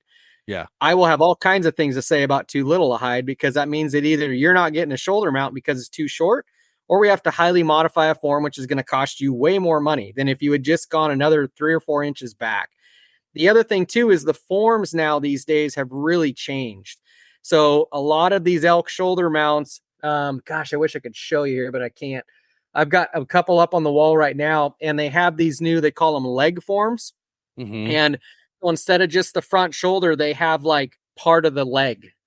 And it looks really cool when you put that on there, but you need another couple inches of cape. The other thing too is becoming real popular is the pedestal mounts, which are the ones that don't. That's what I was going to ask you. Yeah. Yep. And you need a couple extra inches of those for wiggle room on a pedestal. Can I ask you another dumb question here? No. I'm going to anyway. Nope, it's not dumb. So when you take the hide off an elk, this is just kind of how my dumb brain works. So I always just assume that the hide, when it's still on the animal, is like a little stretched, right? And so when you take it off, it kind of shrinks a little bit, and it's sure. Always like with here's how simple I am. I'm a roofer. One of the things that kills roofs is expansion and contraction, especially metal roofs. It gets hot, roof expands. It gets cold, the roof contracts, start popping those little fasteners out, right. and all that kind of stuff. So I think of that. Yeah. A little factor. What, like when you start taking a hide off, is it shrinking a little bit? And so that's why maybe overshooting what you think the taxidermist wants by a few inches is going to save you some money in the taxidermist shop. Is that fair to say? That's part of it. I think the other part of it is people just, one, they don't take their time. And then let's be honest, Jim, these elk never die in the most convenience of spots. No, they don't, man. They're not dying on a big cement pad that you can flip them over and be like, I need to cut here and here and here. I shot an elk years ago in Idaho. I had to tie the damn thing up to a tree because it was falling down the hill. Yeah, my buddy Dirk did that. Yeah. The bugler. He talks about that all the time. Yeah. So, I mean, they never die in the convenience of spots. And so you have to work with what you get. And so the other thing too, is that I think that especially if you're doing a backcountry hunt, it's all about weight, right? People want to cut down, and man, you give a 1 inch square of elk hide, you're talking 2 to 3 pounds. So, okay. It's going to add some weight. I ain't going to lie. But if you want a really nice mount, take the time and get the extra hide on there. So go ahead. No, I just say that's like the number one. There's a couple other things that people screw up on, but that's probably the number one thing I see with elk is they just don't get me enough height, and it's always in the brisket. It's too short in the brisket. So what about let's talk about, because it is bear season too, and I don't want to derail it from elk because this is school of September. yep. But just curiously, like, is there something that you see? Because when I let me go back to your Instagram here, because I love following your Instagram page, man, because you have all these cool mounts. Let me go back. Search button, Black River. Yeah, I watch a lot of this, and I'm sure that you could find a lot of these videos on like YouTube, especially for elk. Like if you're on the Elk Collective or some of these other ones, I'm sure there's some on like TikTok or whatever that is. So bear, okay, I'm looking at your bear mount here. It's got like this. I want to call it a pedestal mount, but you've got like this box. It's almost like a sandbox, and it's filled with some pine needles and some pine cones. There's a rock. This bear's standing up on it. Really Yeah. freaking pretty bear. How did Yeah. that guy keep that bear out like that so that you could make it look like that? Because it's a glorious, man. I would like, if that guy would sell that mount, I would Yeah. buy that mount, even though I didn't kill that bear. It's just such a Yeah. beautiful mount. Yeah, thank you. Bears, that's a whole nother podcast in of it. But for him, he basically cut it how you're gonna cut an elk shoulder mount. Everybody always cuts bears in like the rug cuts, right up the center of the belly, and they go down all the legs. Yeah. If you Yeah. know beyond a shadow, if you know beyond a shadow of a doubt that you're gonna do like a full mount bear, you're gonna dorsal cut him. You're gonna go between the ears all the way down to the tail, and you're gonna glove the whole hide right off all the way down to the legs. That's how you do a full mount on those bears. And your taxidermist will absolutely love you for that, because if you do a rug cut and a guy comes in and he's like, "Hey, I want to do a full mount bear on this 7-foot black bear," you're going to spend 8 hours on a needle sewing every single leg, every single belly, lining everything up. You do a dorsal cut, you can put it on, depending on the form, you can basically put it on almost like a glove. And you got one sew line right down the back, and you've got some right up the paws where you have to make some relief cuts to get the paw out. The same thing with the elk. That's how you Wow. do them for a Okay. shoulder. Yeah, I wouldn't. I didn't know that. Yeah. That- The only animal that you never do a dorsal cut on for a full mount is a cougar. Bears, bobcats, anything like that. They have long hair. You can hide all the stitch lines.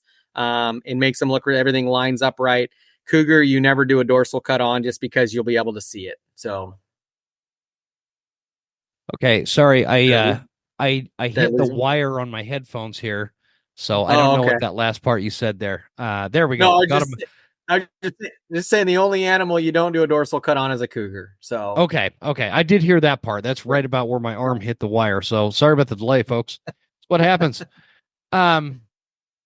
Okay, going back to, see, that's super interesting. I'm actually really glad you just told me that little tidbit, because I would, I'm looking at this mount that you did. Yeah. Let's see. Life-size black bear out the door, another animal with an incredible coat. That is an incredible coat. It is. It is. Yeah. Yeah, beautiful coat on that bear. Anyway, I won't read that whole thing, but um I would love to have a mount like that. And like, that doesn't look like, that's not some massive ass bear.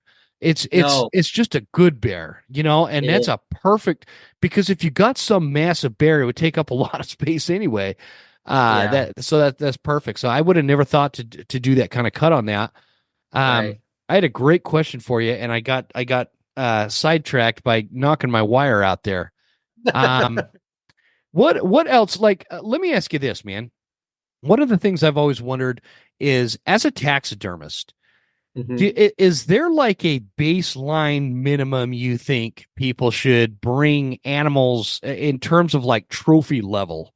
I always wonder, like, what would be funny? Like my daughter shot this little little spike buck, like 6-inch antler, just barely above the ears, and she just Yeah. whacks this thing, and I'm like, God, what'd be funny?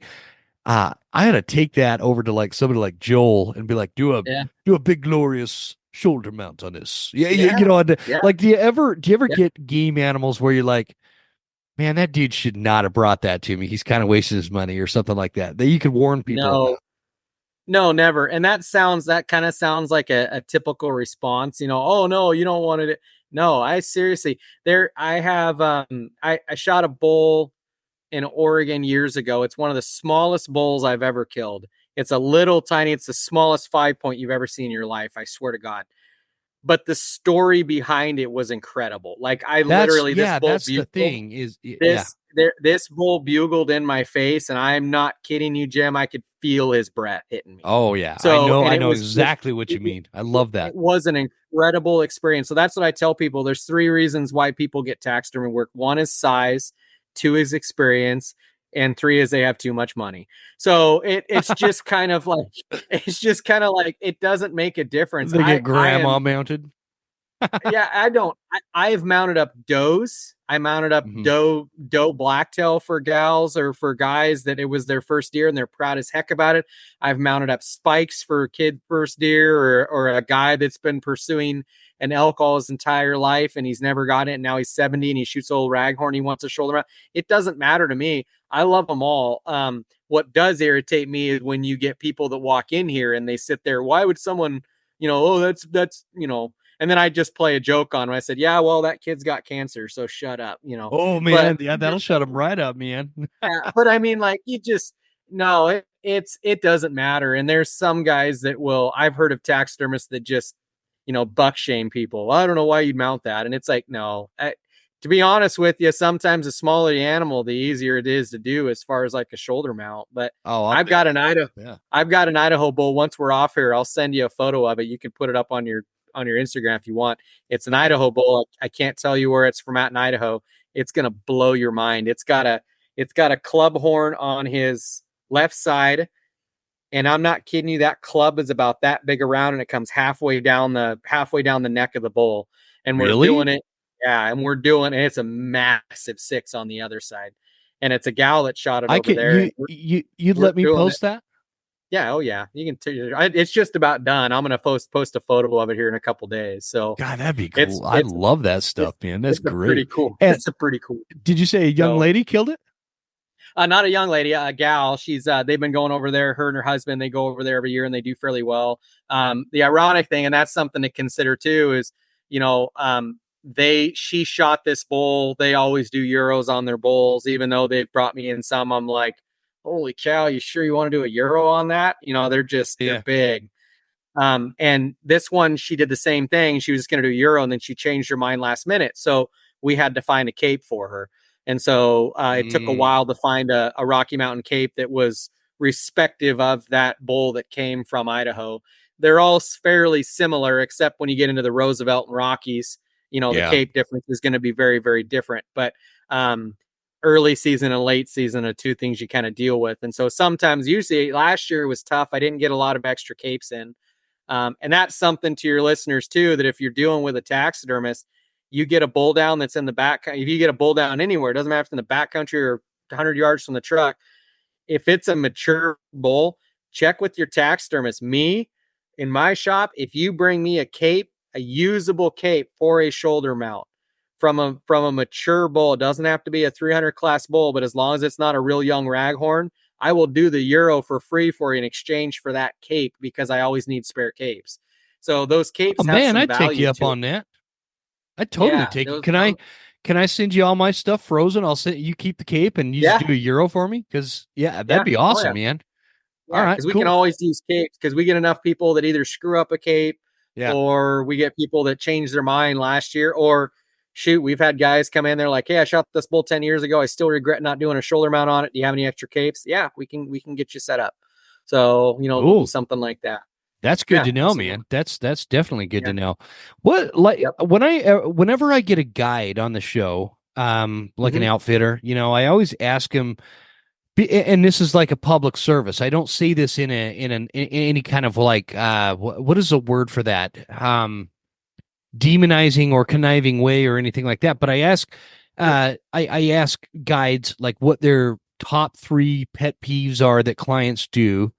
That if they say it on the show, maybe we could prevent some of that frustration. Is there a top 3 for taxidermists that you guys all agree on? Like I'm sure there's like, oh, we're all going to the the taxidermist convention of 2024. We're all going to talk shit about these three things. Like what would those three things be, you think? Number one for me is just improper cuts. It's not necessarily, it's somewhat irritating to me, but more or less I feel really bad for the hunter. You have a guy that killed a bull 10 miles back, nice bull, does the cape, brings it in, and he just spent, days packing this thing out, and the cape is just not good. That goes back to, and what I mean by not good is either A, it could be too short, or going back to our tools, they're using a really dull knife. This thing has got cuts everywhere in it. They just didn't take their time. There's holes in it everywhere. My work that I do in here, one, I take a lot of pride in it, but the other thing too is that on my Instagram and my Facebook, I only post, I'm not kidding you, maybe 10% of goes out the door, and it's stuff that's unique or cool or kind of a cool story behind it or whatnot. But the representation of the stuff coming out the door is a representation of my business. Yeah. Most taxidermists can hide everything, can hide most stuff, but we can't fix everything. Yeah. So if you've skinned this cape with a really poor knife and you got cuts everywhere in it, I can do really well at sewing everything up. But now you're going to have some spots that are going to show depending on where you cut it at. And it may not be a big deal to you, but it's going to be hanging up on that wall, and some dude's going to come over and be like, man, what happened there? And they're like, oh, that's the taxidermist. Oh, it's my fault. That's what I was going to ask you, man, because like, do you take that personal? Because I took my daughter, I took my daughter to work with me the other day. We go into this little cafe here in Montana, and I love finding these little hole in the wall cafes, we're sitting in there having lunch or whatever, and they had a couple of mounts in there, and most of them were really good, but this one elk, and I could just because I geek out with this stuff, I could tell it looked like the hunter skinned this thing with a Polaroid camera or something. Like, I don't know how this even happened. And there's like these little, like it had tumors or something. And I wondered, like, okay, was that a bad hunter? Or not bad hunter. Obviously, he was a good hunter. He got that down. A bad caper that blamed this on the taxidermist, so it got donated to this restaurant. Or was that a really good caper and a very bad taxidermist, so the hunter still blamed the taxidermist and donated it to the restaurant? Yeah, does that make sense? Yeah, it would be hard to say. It would be hard to say what was going on with that one, but I'm usually pretty honest. I had a guy bringing it out quite a few years ago, and he didn't take his time with the elk. And I mean, literally the brisket was in strips. And I was very honest with him. I just said, man, you're going to incur a cost. I always expect a few holes, or I expect some damage, and I don't charge people extra for that. But when it's like very blatant, they just didn't take their time and there's pieces missing and everything else. It's like, I'm just very honest with them. I'm just like, hey, I can do my very best with this, but some of this might show. The other area, and that kind of goes back to one of the other areas where people screw up on elk cases, they get into that armpit, they cut into that armpit, that's where I struggle, bringing that man. When they cut that front leg, elk have really big, we're kind of going back a little bit, but we'll circle back to the whole, the three things that are irritating. Is the front leg, there's a distinct hairline on the back of the front leg. Okay. Yes. You want to cut on that. And what I can tell you is once they get up the backside of the leg where it comes to the armpit, for some reason, people go right into the armpit. And if you look at the armpit of an elk, it's the least amount of hair with the lightest color skin. It's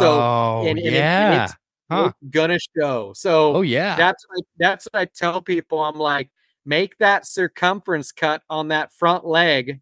Make it right or just above the knee, and then kind of work your knife around it and slip that leg out. Don't try and make that cut into the armpit. Just slip, you know what I mean by slip the leg out. Yeah. Just slip the leg out from the hide and leave it there. Man, I love people that bring those into me, because then I can make the cut on a table correctly. So God, that's fantastic. Okay, let's get back to you cover the one thing, the bad cuts. What else? What are the other? The next one is salting.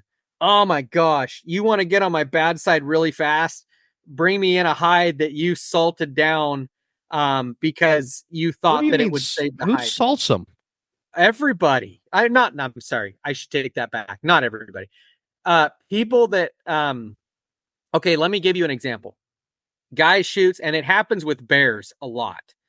So, and it also happens with elk hide. So that's why, sticking with the school September, that's why you get this too, is that people will skin the hide, and sometimes they'll take the head out of the skin, right? So you have a cape with the head, with the skin, with the whole cape on it, with the head out of it.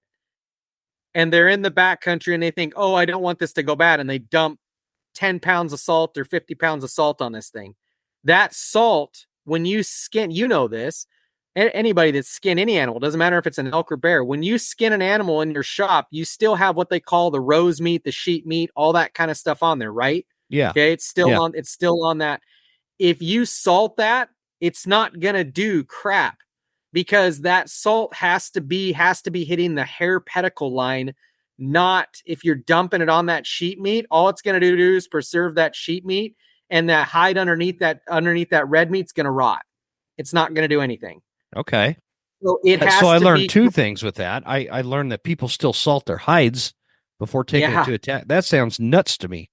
Well, and there's a lot of taxidermists now that if you bring in a hide and it's got salt on it, they'll be like, nope, I'm not touching it. Because not only do you run the risk of that hide being bad, but now you have created an exuberant amount more labor for the taxidermist to rehydrate that hide in order to get that areas that he improperly salted rehydrated so that you can flesh it properly. Yeah. And that makes sense. It creates a really big problem. And so that's, if you talk to any taxidermist and you say, hey, what do you think about salted hides? You're either gonna get a really good cringe, or you're gonna have a clinical case of Tourette come flying out of his mouth really fast. So at the taxidermist convention, is that one of the jokes to the speakers up there? Oh, it's as bad as a salted hide being brought into my shop. I tell you.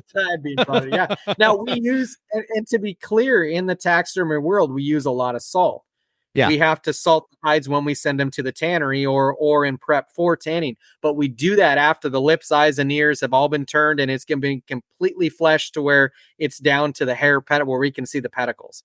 If you don't have it down to that layer at all, your salting is it's not going to work. So I've had outfitters before skin elk hides out or elk capes out, and they lay them out in like a really kind of an arid condition, and they actually like dehydrate. And that, I prefer that over salting hides. And that does keep them, if it's really cold and it kind of like dehydrates everything, they get like rock hard on them. That actually can preserve some of that. It's almost like mummifying the cape. I can rehydrate that. The salt changes everything. Excuse me. The salt changes everything though. And that's where you run into problems. Okay. Okay, so that's two. Bad cuts, salting the hide. Is there a third one? The third one is just people that think that it kind of goes into the first one. People that think you're a miracle worker, that you can fix anything, or people that just me personally, it's just kind of the arrogance of it, and that kind of gets you, that's kind of a turn off. If you just, if you have people that come in with, you have to have reasonable expectations as far as what you've brought in. I can't make, and this goes kind of, I guess it does go with elk, because when you bring in an elk, you have the rack, and what the rack is not going to change, right? Yeah. The size of the rack is not going to change. With other taxidermy work, one of the biggest things is like you have people that bring in a bear, or you have people that bring in a bobcat, or you have people that bring in a deer, or something that doesn't have a rack, that's the main focus of the mount. And you're like, hey, what do you want to do? And they show you, and they brought you in a 30-pound bobcat, which is a pretty good bobcat, but they'll show you a 60-pound Tennessee Tom on a limb, and they're like, I want this, and you're like, okay, well, now wait. I can do this mount, but it's not, I can do that pose, but it's not going to look like that. Yeah. So that's where it kind of gets frustrating. Or you have someone that brings in a 150-pound bear, and they're showing you a life-size standing up, growling, 400-pound, 7.5-foot black bear. And I want him looking like that. I'm like, well, okay, we can do that pose. But again, so is that like a major problem? Unreasonable expectations that people might have on a taxidermist, from not from the standpoint they made a bad cut and you're a miracle worker, but like they killed a bobcat and they want it to look exactly this certain way with the claws hanging out. Or like my buddy Steve, man, he has the funniest bear mount. The taxidermist made this bear look like it was the most ferocious, vicious beast on the planet. Yeah. But yet the bear is maybe 70 pounds. And he did, I think he did this just, the irony of the humor of it, whatever. But the taxidermist actually did a really good job with this and just made this bear look all sorts of ferocious, Sure. But it's just like, not much bigger than a freaking poodle. And so, is that expectation thing. It is sometimes our expectations like that, how the poses are, how to make the animals look a certain way while remaining realistic. Is that out of whack sometimes? Sometimes. It's I mean, to getting back to getting into elk, I think it's pretty reasonable. A lot of times people are not quite sure what they want.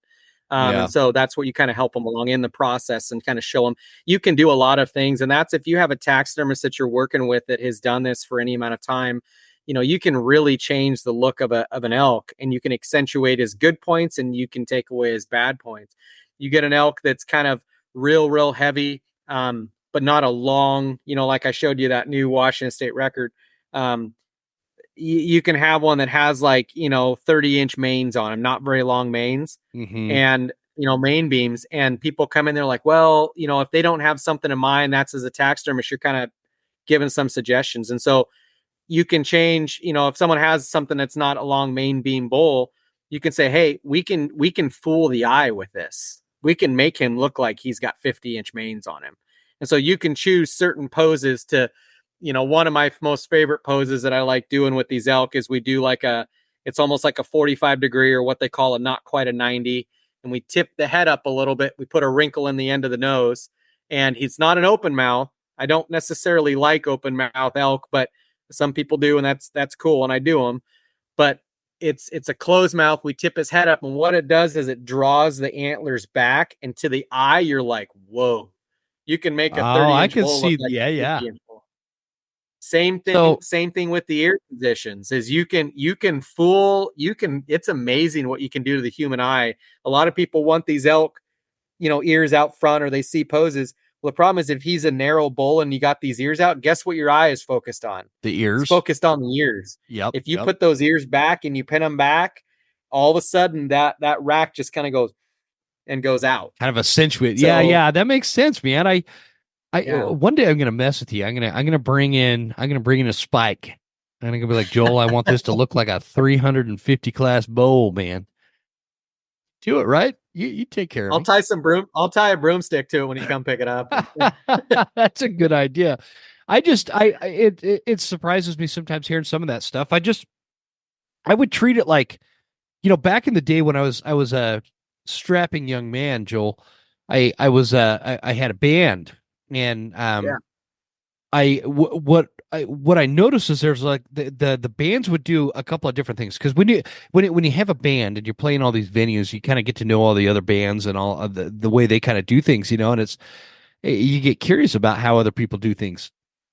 Yeah. And I found out that there's some musicians, like the whoever band it is, or the leader of the band or whatever, like they're really stringent, like, okay, we're going to play this Jimmy Buffett song, and I want you to play the guitar part just like this in the original recording or whatever. Where I was more like, I felt like we got a better product if I was just like, okay, here's the chord progression. Do your thing, man. You're a musician. Musicians are artists. Do your thing. And fuck, man, it would sound way better than if we tried to micromanage what the outcome of the song was, or try to make it sound too close to the original. It would sound way better if I just, and I feel like taxidermists they're taxidermists because they have this creative streak and they need a creative outlet. And so I like, for me, if I ever kill a respectable enough bull to send to you, or anything for that matter. I'm just going to be like, dude, do what you think is going to look best because you do this every day. I don't have that kind of imaginative skill where I can dictate to it. And so I guess I'm saying that for maybe some people out there that might be listening, maybe you might realize your expectations are a little bit unrealistic or unachievable, or you're giving your taxidermist a hard time and you'll ease up on them. So anyway, and the other thing that goes along with that too is like, we talk about some people that do like improper cuts or anything like that. It's not the end of the world if you do that. There are options. So don't, I've had plenty of guys that they get out into the field. I had this guy a couple years ago that went out there and caped out a bull, and he didn't realize that he was supposed to make the cut down the back of the spine line, and he made the cut right up the front. And he came in and I was like, yeah, I can't do that. However, what we can do is we have other options. So, there are most taxidermists, like I said, we talked on it briefly, is that you have the ability to get a replacement cape, and everybody's like, well, it's not the same cape for the animal. I get that. But if you really want to go down a cool road, the only person that's going to know is you and the taxidermist. Yeah, exactly. I don't know why. I would be totally fine with that. But I also understand why people would want the original cape. The other thing that is becoming really popular in the taxidermy world, especially with elk, is, man, if you screw that thing up, as long as you haven't screwed anything up on the head, you can do one of those packboard elk. And those things look Those are cool, rad. man. I like those. And those are becoming really popular. And I've done everything from a 350 class bull to a little tiny freaking raghorn bull on a packboard. And they are awesome. And you can screw the cape up, cut it too short, cut nicks and all that kind of stuff. And you're rolling that hide up and you're not going to see that you cut it too short or anything like that. Yeah. And you still have that memory of that hunt. You can even take it a step further. And if it's a pack that you just, you want a different pack, or you broke that sucker down so bad, put it on the original pack, and we can make it work on the pack that you packed it out with. So that'd be cool, man. That'd be super cool. I love, that means something to me. That like the added meaning justifies. I told you, I've never felt like I could, other than, well, there's been a couple things where I told you I was a musician. So one of the biggest mule deer I ever killed was when I was pretty hot and heavy into the music world. Well, you don't make much money in that world, Joel. Like, I mean, come on. I couldn't afford a five, and this is back in the day, $500-$600 mount. I'll bet you that's over $1,000 now. And so I just love that concept, and adding the value to it with that like added memory where you can add a pack to it, or that you packed it down on. It's just, I don't know. I have a lot of respect for that, man. For me, I don't have the attention to detail. I remember I had this customer that was like, oh, Jim, because I'm way into fly fishing, and I don't talk about it a lot because there's a lot of fly fishing snobs out there that give fly fishermen the bad name. But I'm really good at fly fishing. I really enjoy it.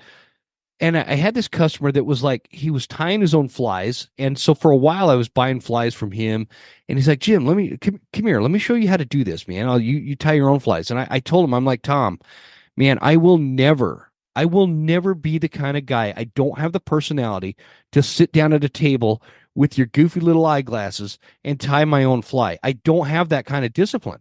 It's just not my thing, right? I don't want to do that. I'd rather come buy the flies and then go hit the river, because I don't have that kind of attention to detail. This is why a lot of the stuff that we're like hiring out for this remodel, we're hiring it out because my wife knows I will jack it up, because I don't care if you'll it's throw crooked. a hammer at some point. I don't care if it's crooked. I don't care if there's a crack. I don't care if there's like the lines off a little bit. Where my wife, man, she will zone in on that, and it will be a nightmare. And so it's like you're an American hero, man, because you could take this stuff. Not only can you do all this taxidermist work, and it's beautiful work, but you're a firefighter, and you're getting in on the grassroots of saving the future of hunting in the state of Washington and all this stuff. I have a lot of respect for you, brother. So I appreciate all that. Well, I know I've kept you a long time tonight, but no, you're fine. The one thing I'll tell you though is I am not a patient person, so that's why I am a fireman. Because I cannot. Is that like the outlet? So you have to have like a lot of patience in the taxidermy shop, and then as a firefighter, it's a release. I guess I don't know what it is, but I don't have a lot of patience. But for some reason, I do for this. I do for the taxidermy thing. That's what I tell everybody. They're just like, you know, how do you do like the details on stuff? And I'm like, I call it a splash of OCD and just attention to detail. And Yeah. I just look at it as every single animal in here is like my own. And I'm just, I have a young kid working for me now, and I'm teaching him. He mentored underneath me for a while. He went to taxidermy school. He wants to eventually open up his new shop, but he's like, hey, I want to work under you for a while and get some experience. And I said, yeah, that's fine. And where was I going with that? But he, you know, so I told him, I was like, you just have to treat it like these are all like, you wouldn't let it go of knowing that it was, it wasn't yours. So you just have to get into kind of that mode and like it. So, and that's why I like, that's this kind of stuff. Being a taxidermist has made me a better hunter, and being a hunter has made me a better taxidermist. And so, that's one thing that I really like is, I've been very blessed in my outings for elk. Archery elk is one of my favorite things to do in the world, but I geek out on it. And so one thing that you will find in the taxidermy realm is there's a real disconnect between the taxidermist and the sportsman, and what the taxidermist wants to see from the sports when they bring it in the field. And so that's why, we've known each other for some time, and you've seen my accounts and stuff. I always I'm trying to bridge that gap. Not that I'm trying to do anything monumental, but I've seen that, hey, a lot of these guys don't know what we're looking for. Let's give them the tools. So that's when guys come in here. I've got a diagram. That's what I was trying to find earlier. I've got a diagram of an elk, and I have drawings of where to make your cuts at. Kind of I like need that to see that before. I'd love one of those diagrams for bear, man. I really, because if I get, it's only going to be if it's I don't know, 350 pounds or north, right? Sure. I want an actual bear rug, because I always just have them hide it out. And I've, I'm not using the one guy I did last time for that. I shouldn't say that on the air. Anyway. Cut it out. Yeah, maybe I might. I don't mean that in a mean way. The guy's got a lot to learn is all. He'll get there. But anyway, I want to like a legit rug, and I might want to, if I kill a big old herd bull by some, freak accident, because I'm not picky, man. I'll kill a raghorn. I'll kill a spike. I'm not picky. I don't care. But if happenstance, I'd have you do it for me. But I've just never cared enough to know where to make those cuts. So I just want to make sure I'm right.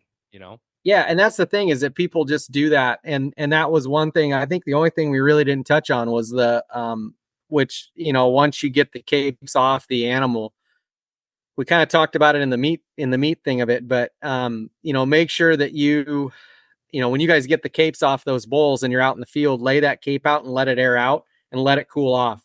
How long? Like, do you have like it's 70 degrees, let it cool for 1 hour before you roll it up, or is there like a formula you think of? You just kind of feel it. You just don't want it body temp. Yeah, you don't want it body temp. You can kind of touch it. If you're touching with your hand, it's starting to feel a little bit cool. Even on a hot day, that wet hide, the flesh side, it will start feeling cooler. The other thing is it'll start getting that tacky feeling. Once it starts getting that tacky feeling, it's cool. You're fine. You just don't want to leave big chunks of red meat on it, because that will sour very, very quickly. So get as much red meat as you possibly can off it. You have the sheep meat that's right down by the shoulders, kind of there. You're not probably going to get that out. We're just looking for, you want to get all the big chunks of meat off of it. So get that off there, let it cool down, and then roll it up and put it in, like we talked about. If you have an extra meat sack, those work tremendous, and get that thing packed out. And then as soon as you get it to a cooler, unroll it again, because unlike your meat, your hide protects your meat, right? It's the best reindeer God ever made. And bull hide, especially down the neck, it will be an inch thick, just the skin, not the hair, just the skin. And that will create so many insulating properties that if you don't get that unrolled, it will create a heat pocket in there. And even if you throw that rolled up cape into a freezer, it will take 3 or 4 days at a 0-degree temperature. It'll take 3 or 4 days to completely freeze. And in that time period, you could start having some decomp. So make sure that you get that hide cooled off well. So, and don't salt it. I'm going to take some funny pictures this year. I'm going to kill a bear, and I'm just going to take I'm going to take one of those big things of sea salt up on the mountain with me. I'm going to pretend like I'm dumping it all over the hide, and I'm going to text you, Joel, I'm going to send you this hide, brother. Let's I'll send you a follow-up of a business card of a taxidermist in your area you can take it to. Oh man. Well, I think actually, this was a unique School of September for us. From a sense of this wasn't so much about tactics and strategy, how to get a bull on the ground. This was post bull on the ground. Yeah. And I think honestly that's the first time we've done that kind of episode for School of September. So I think it's going to be really valuable for people. So Joel, I really appreciate that. I know I've kept you a long time here, but it's good information. It's the kind of information that again, I never want to have people, I don't know, ever come back and think, man, I shouldn't have listened to that Western Huntsman podcast because they never talked about this and I didn't know. So now we've covered that kind of aspect of it. But I think the next step would be either you or somebody else that's a butcher talking about actual butchering the meat, because that part's I love that part, man. I really enjoy cutting the meat and getting it processed and in the freezer, but that'll be for a different night. So anyway, I again, not to keep pumping your ego, man, you've got to be one of the most talented taxidermists I know. That's why I follow you. That's why I've always followed you. I followed you long before you came on the show. And it's amazing work. And then to top that, you serve the community as a firefighter, and you and Mike Hers and Gary and all the folks over at the coalition of good Lord, I could never remember that name. You guys should have CCW, Conservation Coalition of Washington. Conservation Coalition of Washington. I always kind of want to start it backwards, and then it never makes sense. Sorry about that. When we first put the name together, I kept saying Washington first, and I'm like, Washington Conservation Coalition of Washington. I'm like, it's like what's that old movie? Dodge, duck, dive, dodge. It's it's kind of like that. It's such a tongue twister for me. Yeah. Well, that's fantastic. I want to thank you, man, and I'm honored to be on the School of September with some of the to even be on this series with some of the people that you've had on here, and then knowing you and seeing how big your podcast has gotten, it's freaking awesome to see how everything's going. So, well, I appreciate that. I don't know if it's that big, but it's definitely a lot bigger than I ever thought it would be, man. That's crazy. Awesome. So, one day, Joel, you and I are going to actually meet in person, and I'm going to be able to buy you a beer, and I'd love to see your shop one day. I keep threatening to come over there, but we're going to make it happen. So, again, for everybody listening, let me go back to Black River Taxidermy. That is the Instagram handle at Black River Taxidermy. If you guys want to see some legitimately badass mounts and some taxidermy work, this is a great page to follow. And he's it's not just about, hey, look at me, here's my mounts. He has a lot of educational stuff on top of that you guys could check out and follow. Learn things like how to cape out a bear and cape out an elk and have that information at your fingertips. And it's just a great platform. So I appreciate what you do, brother. And thanks again for joining me. This is a heck of a School of September. And we're just going to, as usual, man, let's keep in touch. Awesome. Sounds good. Whoops. Hang on. I pushed the wrong button. You made it! That's the end of the episode. Thank you so much for tuning in. Please make sure you're following us on Instagram at The Western Huntsman and write us a good review at Apple Podcasts. Thanks, guys. See you next time. Stay Western, and I'll see you on the mountain.